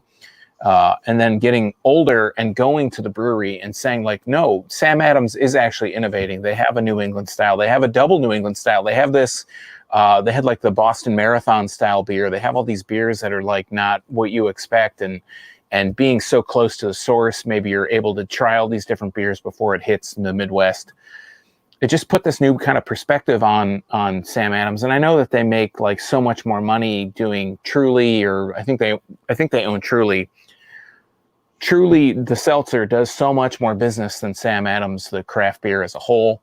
It just kind of puts this new perspective on it. Like, well, Sam Adams just doesn't. They don't just do beer. They're making all this money doing everything else. So it kind of put this newfound respect, not only because they were innovating and doing these new styles at the time, again, a couple of years ago, and beer moves so quickly, it feels like, but they're also diversifying the profile. And they're doing these other styles that are becoming trendy, and they know that beer might not necessarily make them all the money, but they're doing stuff to kind of continue to push themselves forward. Just really admirable, that they would be that innovative or have that much foresight. But again, they're like a multi-billion-dollar company, or maybe not billion, but multi-million-dollar company that they want to survive. So they're following market trends. So I just kind of got to tip my hat anytime when I think about Sam Adams. I'm a stock there. All right. This Gabriella Lira person. Shorts Edibles. I don't know anything about Shorts Edibles. Did you not see that? Mm-mm. Yeah, they're teaming up with some marijuana place, and they're doing like I think there's 3 or 4 flavors. I don't know what the edible actually is, but different beer flavored, like their mimosa, their huma, and soft parade. All right, my off-camera informant is telling me soft parade, but I feel like I honestly feel like Shorts is 5 minutes from like getting into rubber bands and folding chairs. Like they do everything. They do everything. Like I'm like Shorts. They just try whatever. Okay, sure. They do rubber bands and folding chairs. Like, where did that come from? That's how random Shorts is to me. Like yeah, and I'm like I have no idea what these guys are going to do next. They're all over the place. It's pretty funny. They're just like up north, up in the Great North, just doing whatever. I agree. It's kind of funny. It like if you read the descriptions in a lot of their beers, it's almost like someone was like throwing darts at a chart, you know, and they were like, with a bunch of words all over it. you know, like, let's make a beer with like strawberries and chocolate, but like coriander Yep. and you know, gobstoppers. Like And what are you talking about? A Like, why pale would- ale. yeah. I mean, it's But so weird. But I think that's kind of what Shorts is all about. I don't think they're not trying to be that. So, I mean, you know, whatever. I wish Shorts would get good at something, like really, really, really good at something. like A lot of people will say they're good soft at making Huma. I know. Puma and Soft Parade are about their like two really good things, and they've got like a catalog of like 40 something other beers that are like really kind of. Have you guys, any of you guys tried the, is it gin and, what is the new like mixed drink beer that they did? It just came out a couple weeks ago. It's like not gin and tonic. Maybe it was gin and tonic. It was like this weird, I don't remember. I saw it like in a couple beer places. Well, I saw it online that they had it. I don't remember what it is though. It's some mixed drink, like some cocktail beer. It's a whiskey sour. Right on. Oh, is that what it is? Okay. Yeah. Gin and tonic, whiskey sour, same thing, right? They have a gin and tonic one. Oh, okay. They have a like a Does it have Moscow meat in it? Mule too, don't they? Oh yeah. They're all over the place. That Joe Short, he's a crazy guy. But that's cool. Like they do all this off the wall shit. Like why? I will say their anniversary party is like a blast to go to every year. We gotta get a media pass for that one. It's a whole block party. There's semis of beer. It's a fun Their time. spot's awesome. Last- Tap House. 2 years ago, Joe Short rode his mountain bike off a semi truck, and like it was kind of cool, pretty cool. It's a fun Adam time. can't hear this, but I gotta go and see all the folding chairs and rubber bands that they have at the festival. I mean, I love that. so all right, Rob says the very best Sam Adams beer he had was. I'm wondering if we're still live on Facebook. I don't know. Anyways, the very best Sam Adams beer he had was Imperial Stout, and he hasn't seen it in a few years. Dave says Sam Adams used to make a double pumpkin. That's Jawjacker, right? Or not? What was that? Pumpkin Jack. That was a pretty good one.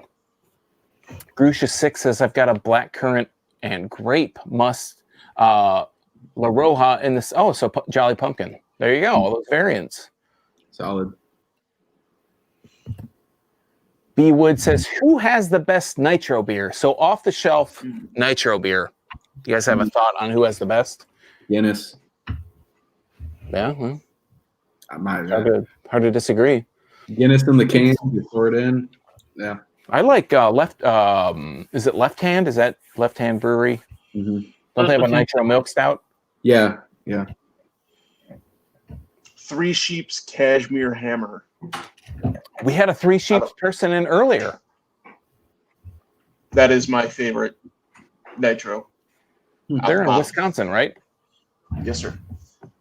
I need to get Three Sheep stuff. Dogfish Head's good. Oh, that's favorite IPAs. So Randy says Dogfish Head.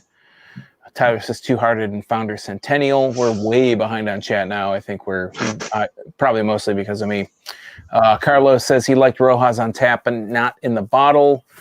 Favorite IPAs. Tyler Friedel says High Lie is High Lie is really good. That's a really good off the shelf beer. And have you any of you guys had White Oak? The White Oak High. I know Adam probably has the White Oak High Lie.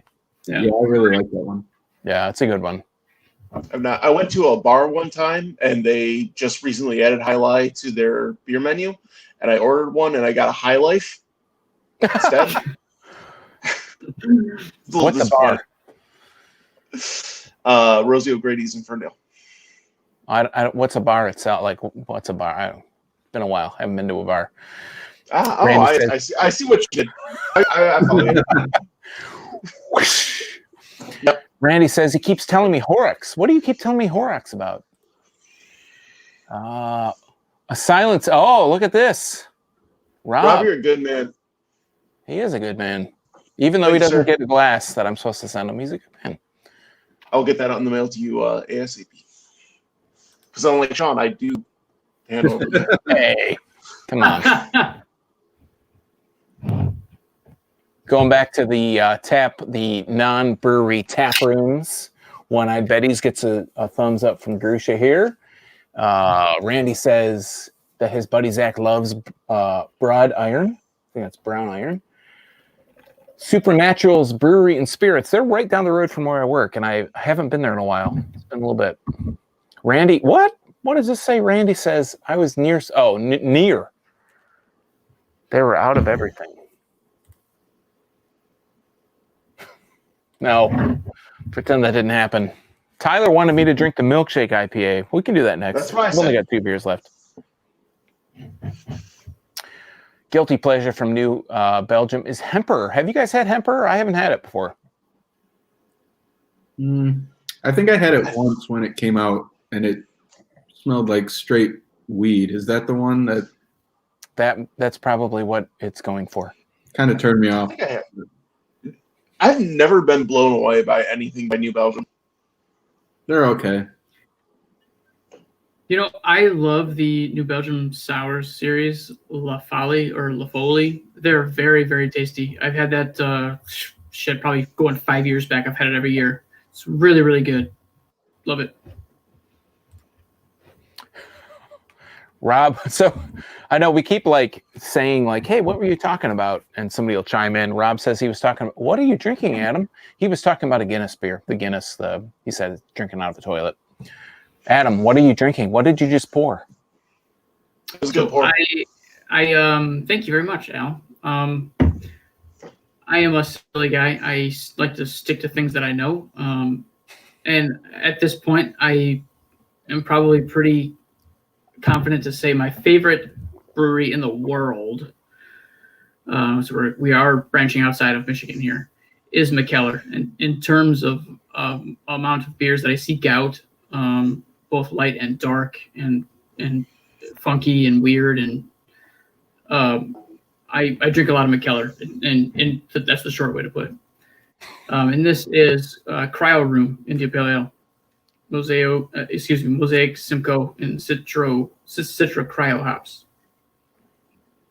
Looks like this. Nice.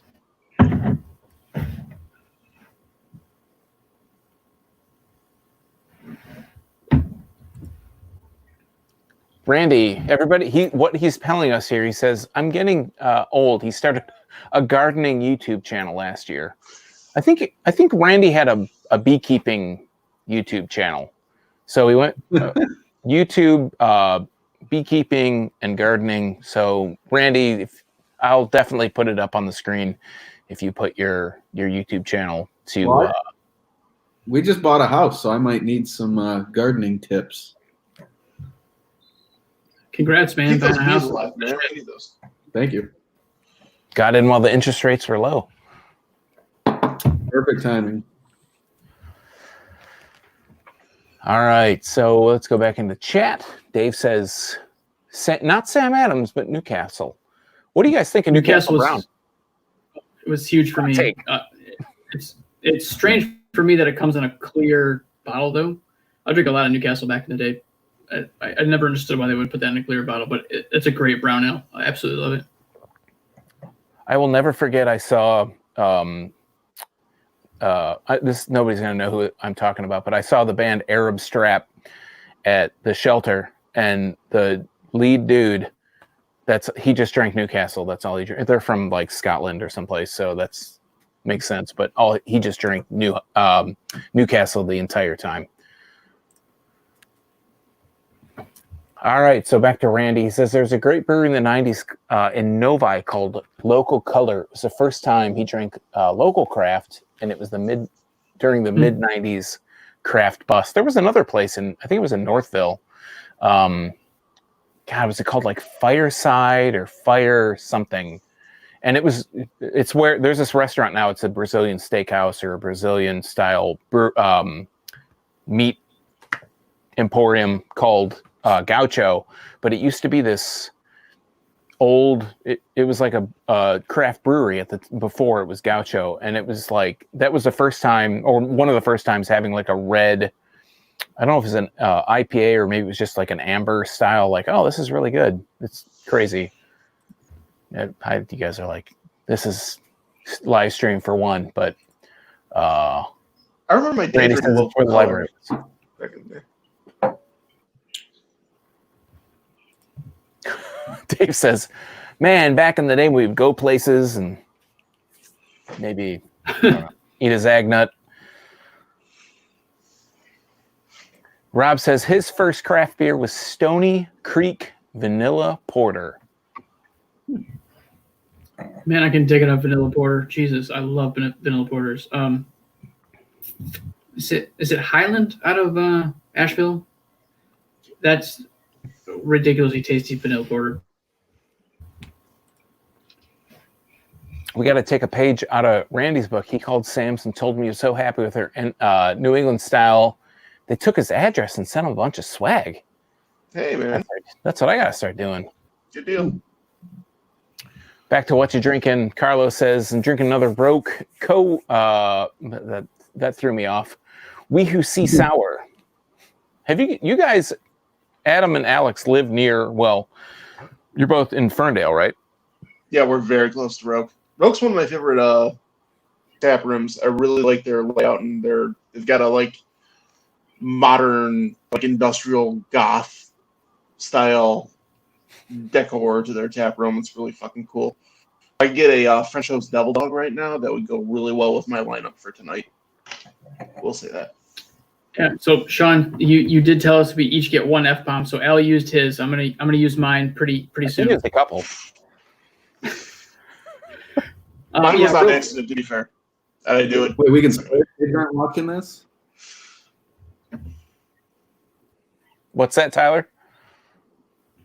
I said we can swear kids aren't watching this. I don't know. I mean, we're on Facebook. Well, that's where all the old people go, anyways, right? It's 1:45, so I don't know. That's true. This thing's, I was talking to John from Soundbeer.com, and I mentioned something about doing a marathon, like doing a 24-hour stream. Got to do that sometime. That would be fun. That would be a mess. Ferndale Project's right around That would be block from my a house. total mess. So Alex, did you ever go to Axel when it was there? No, because Axel didn't produce many quality beers that I enjoyed. So I didn't really feel the need to, and I felt like it was going to be around for a minute, and it wasn't. So a little bummed. However, very excited about Eastern Market moving in there because Eastern Market makes nice beers. They make a white coffee porter that I think is out fucking standing. So I'm looking forward to having access to that. And How many F-bombs is that, man? I'm going to start finding you. Oh, Did I just drop another one?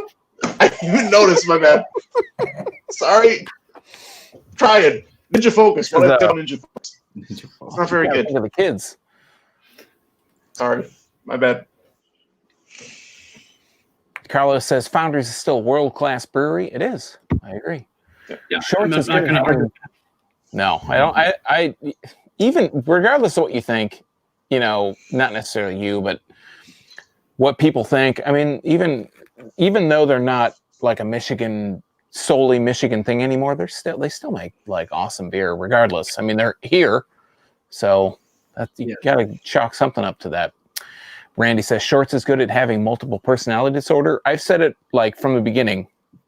I could build a channel and we could just do reviews on Shorts beer and do it a video a week every week and not run out of stuff to do. yep. Let's see. Shorts with Grusha 6 says Shorts whiskey sour aged in Jameson barrels. That's the new one they just put out. Mhm. I don't remember why I asked about this, but he says Founders Rubaeus. Is that the Nitro? Is he talking about the Nitro? Oh yeah, no, that's an awesome. If you guys haven't had that on Nitro, thank you, Alex. If you haven't had it on Nitro, that's like chef's kiss. All right. Rob says Highlight Oak was great. He had it at Disney. And if you guys, I know that only 2 of us here right now have kids. Adam, I don't know if you're planning. Well, when you can go. When your plan is to go to Disney World, I was going to just reveal the whole thing. You got to go to Epcot because you can drink around the world, beers from all over the world. All you guys, if you go to Disney just because you want to, go to Epcot, drink around the world at Epcot. In America, in the America section, they have so many like beers that you would be like, oh yeah, whatever. I got to see what America's got. When I went, they had like Dogfish I think they had 90-minute. They had, I think they had a Founder's beer. They had all these beers on tap that were just like, I can't believe that you guys have this beer here. It was insane. Well, if you're gonna try to encapsulate the country and have food and beer of that country, then it's a decent sample and not just Bud Light. We've got a comedian here. He says New Holland makes delicious hand sanitizer. I really think we've been kicked off Facebook for some reason. It's funny. Too many Couldn't F-bombs. be over swearing. That's probably what it was. Sorry. A coffee stout. There it is. Oh my God. So Zuckerberg was like, "You guys are done. Too many F-bombs." Yeah, too much. Sorry. We got people drinking. They're talking about it. F-bombs. Guy's a pervert. He goes to college. He looks at college chicks. Whatever.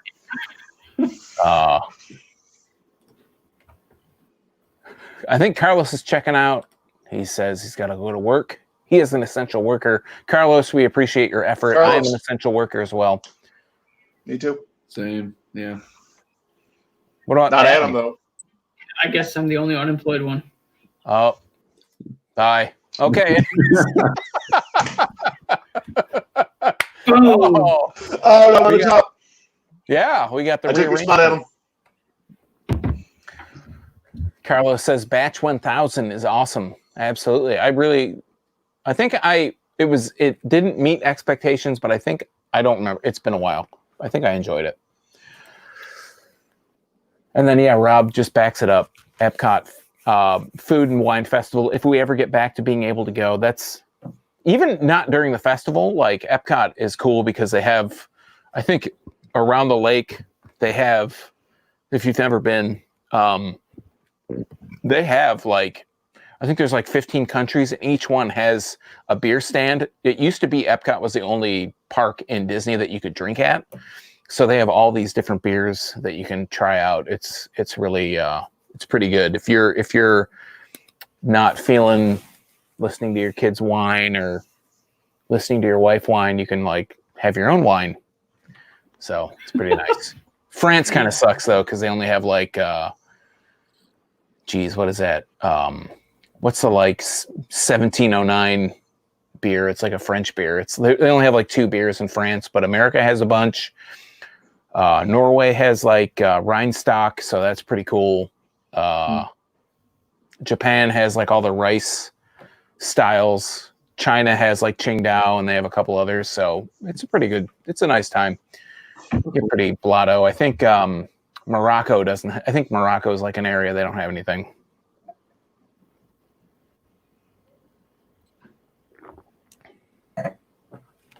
Anything else on the agenda you guys want to talk about?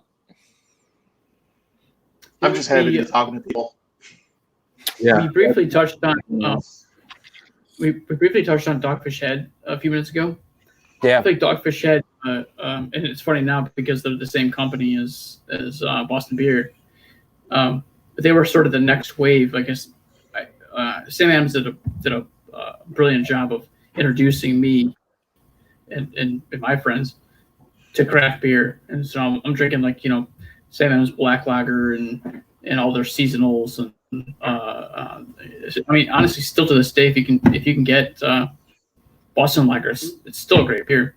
But man, and then soon later you get the 60-minute, the 90-minute, and if you were lucky enough to get the 120-minute, back I'm talking 15 years ago, right?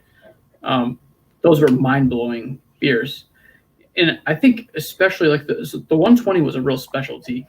For me, the real mind blower at the time was the 90-minute. So the 60-minute was just a good IPA. The way to go there, Sean.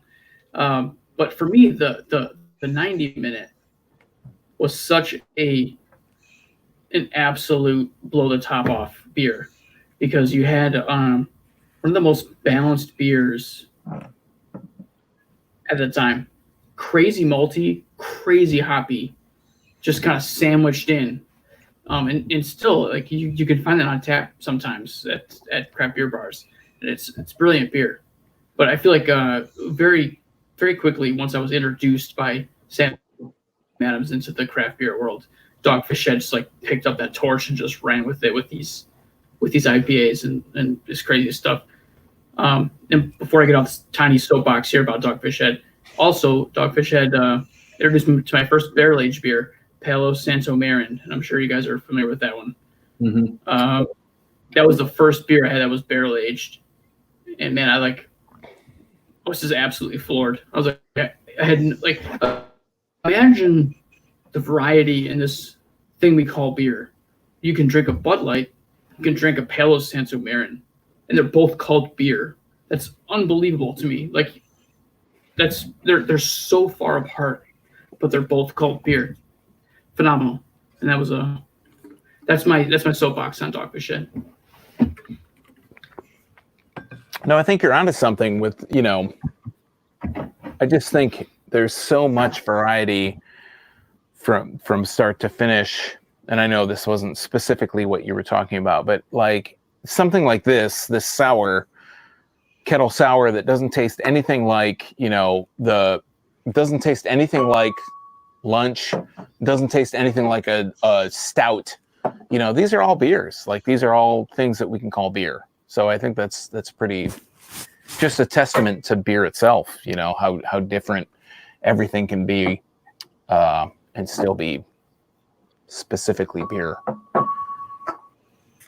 Well, and I think that's a good point too with how I kind of put the craft beer versus, macro beer. I think it's kind of on a spectrum. I mean, Bud Light is still beer, whereas the most craft beer is still beer. So it's like, to be on one ship or the other, it kind of, I mean, we're just fans of the drink beer. So, it's kind of hard to say what, because Wicked Weed sold out. Do you hate Wicked Weed now? To me, that's ridiculous to say that you would hate that beer because they sold out. But I mean, you might not like what they produce after being sold out, but to just hate them because of that doesn't make sense. I feel you. I have to acknowledge the chat here. And so, because I'm an idiot, I showed this Dogfish Head 120-minute IPA, which is, I don't know, refresh my memory on what the percentage is on this. Damn near 20. Yeah, I think it's 18 or 20 or something like that. We talked about this, and Rob says to drink it out of his glass. Rob, do you want to see more of these videos? Because if I do this, the videos will stop, because I'm not going to feel good ever again. Next time, next stream, whenever that is. All right, are we going to have one more, or are we good to go? Gonna leave it up to you I'm guys. stuffed. Tyler? I don't know. I'm pretty much sipping on the Ellison. I'm good. Alex? I'm out, so I can go either way. All right. Well, I'm gonna go my light beer option, which is Making a run. all right. Witch's Hat's Thrash Punk Kolsch, which I recently did a review on within the last couple weeks. It is a Kolsch with coffee added. It's a very And good it's beer. I'll add. It's a very good beer. Yeah, it's one of my favorites. And you going to the bathroom? Yes. Let's mute. I don't want to hear that. Let's mute that. All right. So I talked to Witch's Hat last year about the whole Night Fury kind of thing. And Carlos is a cautionary tale here. He's like, don't do it. Yeah, I talked to Jonathan Cole. He's a sales manager at Witch's Hat. He sent me, when I did the Thrash Punk Kolsch, he sent me the artwork for Thrash Punk Kolsch. So I guess this is going to hit the shelves. And this is an awesome beer if you haven't had a chance to try it. And if you haven't had a chance to try it and you're in Witch's Hat's area where they distribute, you should definitely pick it up if you like coffee. Because it's got that Kolschy kind of vibe to it, but it's also got that coffee kind of vibe to it, which I'm a big fan of. All right. And one last Sean, is call. that a Trax glass? This is absolutely. I don't know if you guys can see that. Alex, we're gonna give him the business about. Hey, how was your pee? Number one was number one. I can't believe it was that loud. I mean, it is. To be fair, the bathroom is right behind me. I didn't realize it would pick up on the phone. Made us all This iPhone technology. iPhone is crazy. Anyways, Sorry, boys. last call. What you drinking? We're gonna keep it back in the New Holland family. We're doing a White Dragon smell. We can't take it seriously now. Oh man, sorry, boys. It turns out the Lumber Slayer is human. Who knew? Oh, never would have known. We are number one. Cheers, boys. Cheers to beers. Maybe I was just pouring a beer really hard. Yeah, that's what it was. You had your sink on. Yeah. So yeah, we got I got Thrash Punk. We got White Dragon's Milk White. Adam's still. What are you drinking, Adam? Foundation? It's McKellar. Oh, Cryo McKellar. Room, McKellar. Tyler.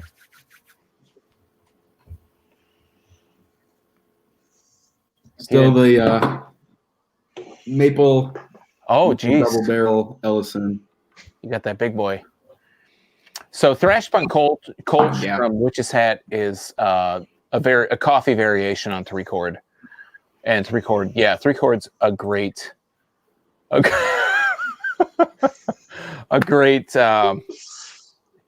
example of the style. All right, so I want to go a little off topic. Tyler, I apologize because this is not going to really include you, but can Alex and Adam, can you guys tell me your favorite Harpo's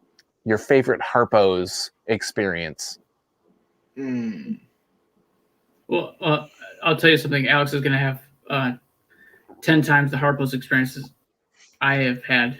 I've only been to Harpo's a couple of times. He's been to Harpo's a couple hundred times. Well, I've only been to Harpo's once. But I saw. So you got me beat. Okay. But I was able to see Alex's band open for a couple amazing bands at Harpo's, and we had an outstanding time. I don't recall when this was, but I saw them open for Jungle Rot and Warbringer. So some death metal, some thrash metal. It was spectacular. For me, I'm not a big thrash metal guy. Alan knows that very well. But Warbringer was unreal.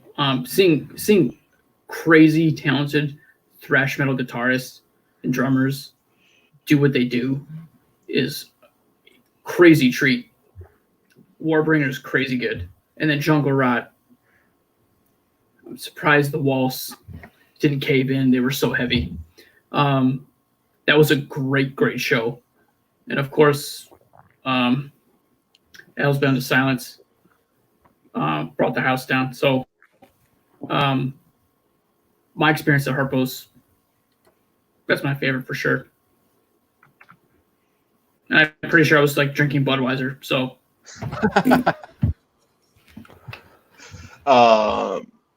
as a artist, opening for Devil Driver, we played in front of like 800 people. That was a pretty big crowd there. It was a good show. Had a blast at that one. As a fan, Children of Bodom was a good time. Chipped a tooth in the mosh pit during that one. So lots of good times at Harpo's. Spent a lot of time at Harpo's. Doing a lot of shows. Not a more recently it's turned into a nicer venue. The guy who ran Blondie's now owns Harpo's, and he's doing a really nice job cleaning it up and making it nicer than it was. It really used to be not so great, and it's starting to turn around. So big ups to Harpo's. I'd like to do a few more opening spots there.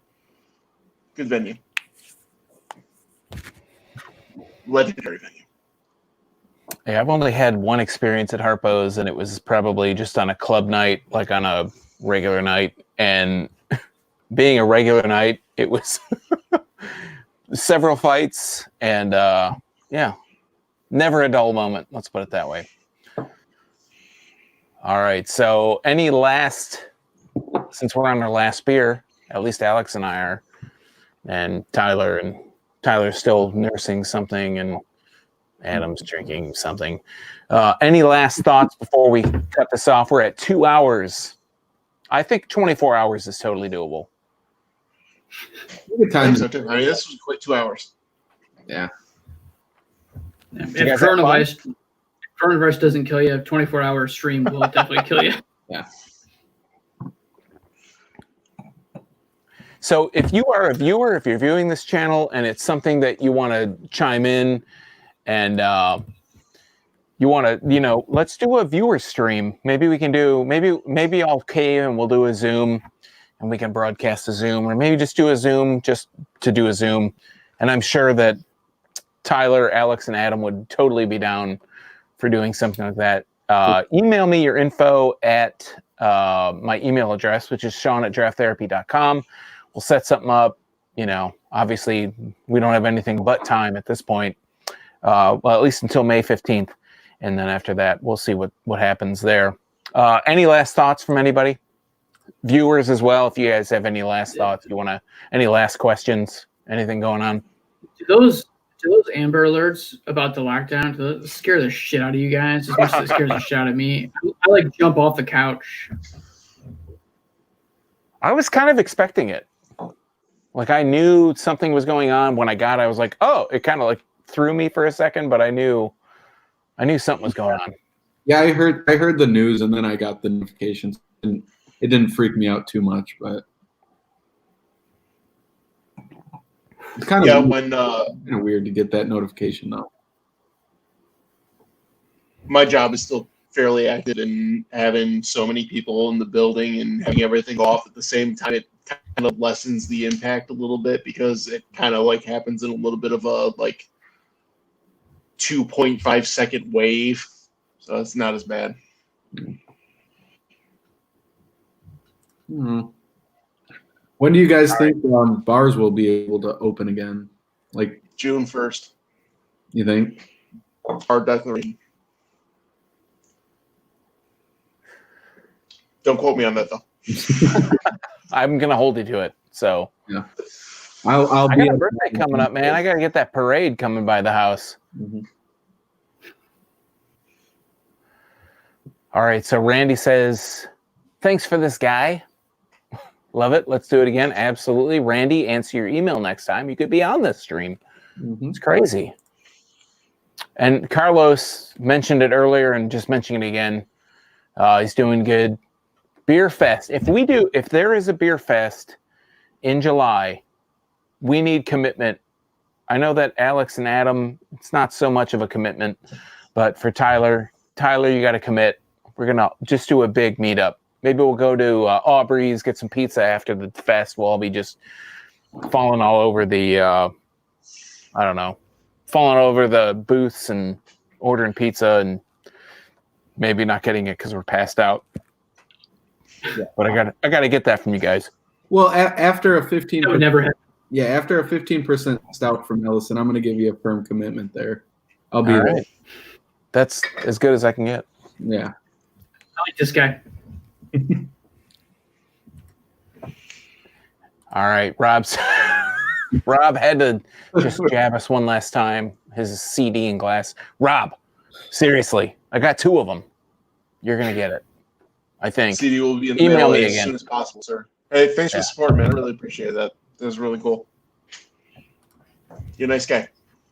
Randy says he thinks June's going to be the day or the month Everybody we're going to agrees get with me. back.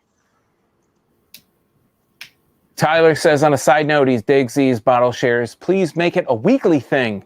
Tyler, I stay up really late on Thursday because I play Call of Duty until like 3 a.m. But you know what? It's midnight on Friday. And, you know, I would be down for doing these weekly because what else have I got going on? Tyler says he misses going to Old Nation every Sunday. Can't wait for breweries and pubs to open back up again. I absolutely feel that. That's like one thing I really miss. I'm a pretty misanthropic, like, I don't know, Sunday to Thursday or Saturday to Thursday, I guess. And then Friday is like, oh, I got Friday. It's the end of the week. Let's go get a beer. And that's like, I really miss that. So I'm glad that we get enough people that kind of join in here and we can kind of talk about just beer, you know, drink beers, talk about beers. Support your local brewery. Wow. Anybody that's on the podcast, anybody still on a live screen? Jeez, wow. Live stream. Does anybody play Call of Duty on PC? No. Jeez. You guys are. I'm terrible at video games, dude. I'm a PlayStation guy. What? All right. I don't know. Still love you. Rob, email me. Email your Blizzard BattleNet info. We'll group up. Yeah, so that's it. There's no real big spectacular finish to this. Can you tell I don't want to end this? Yeah, we're going pretty late. Randy, email me. I'm not going to put that on the stream. Are you crazy?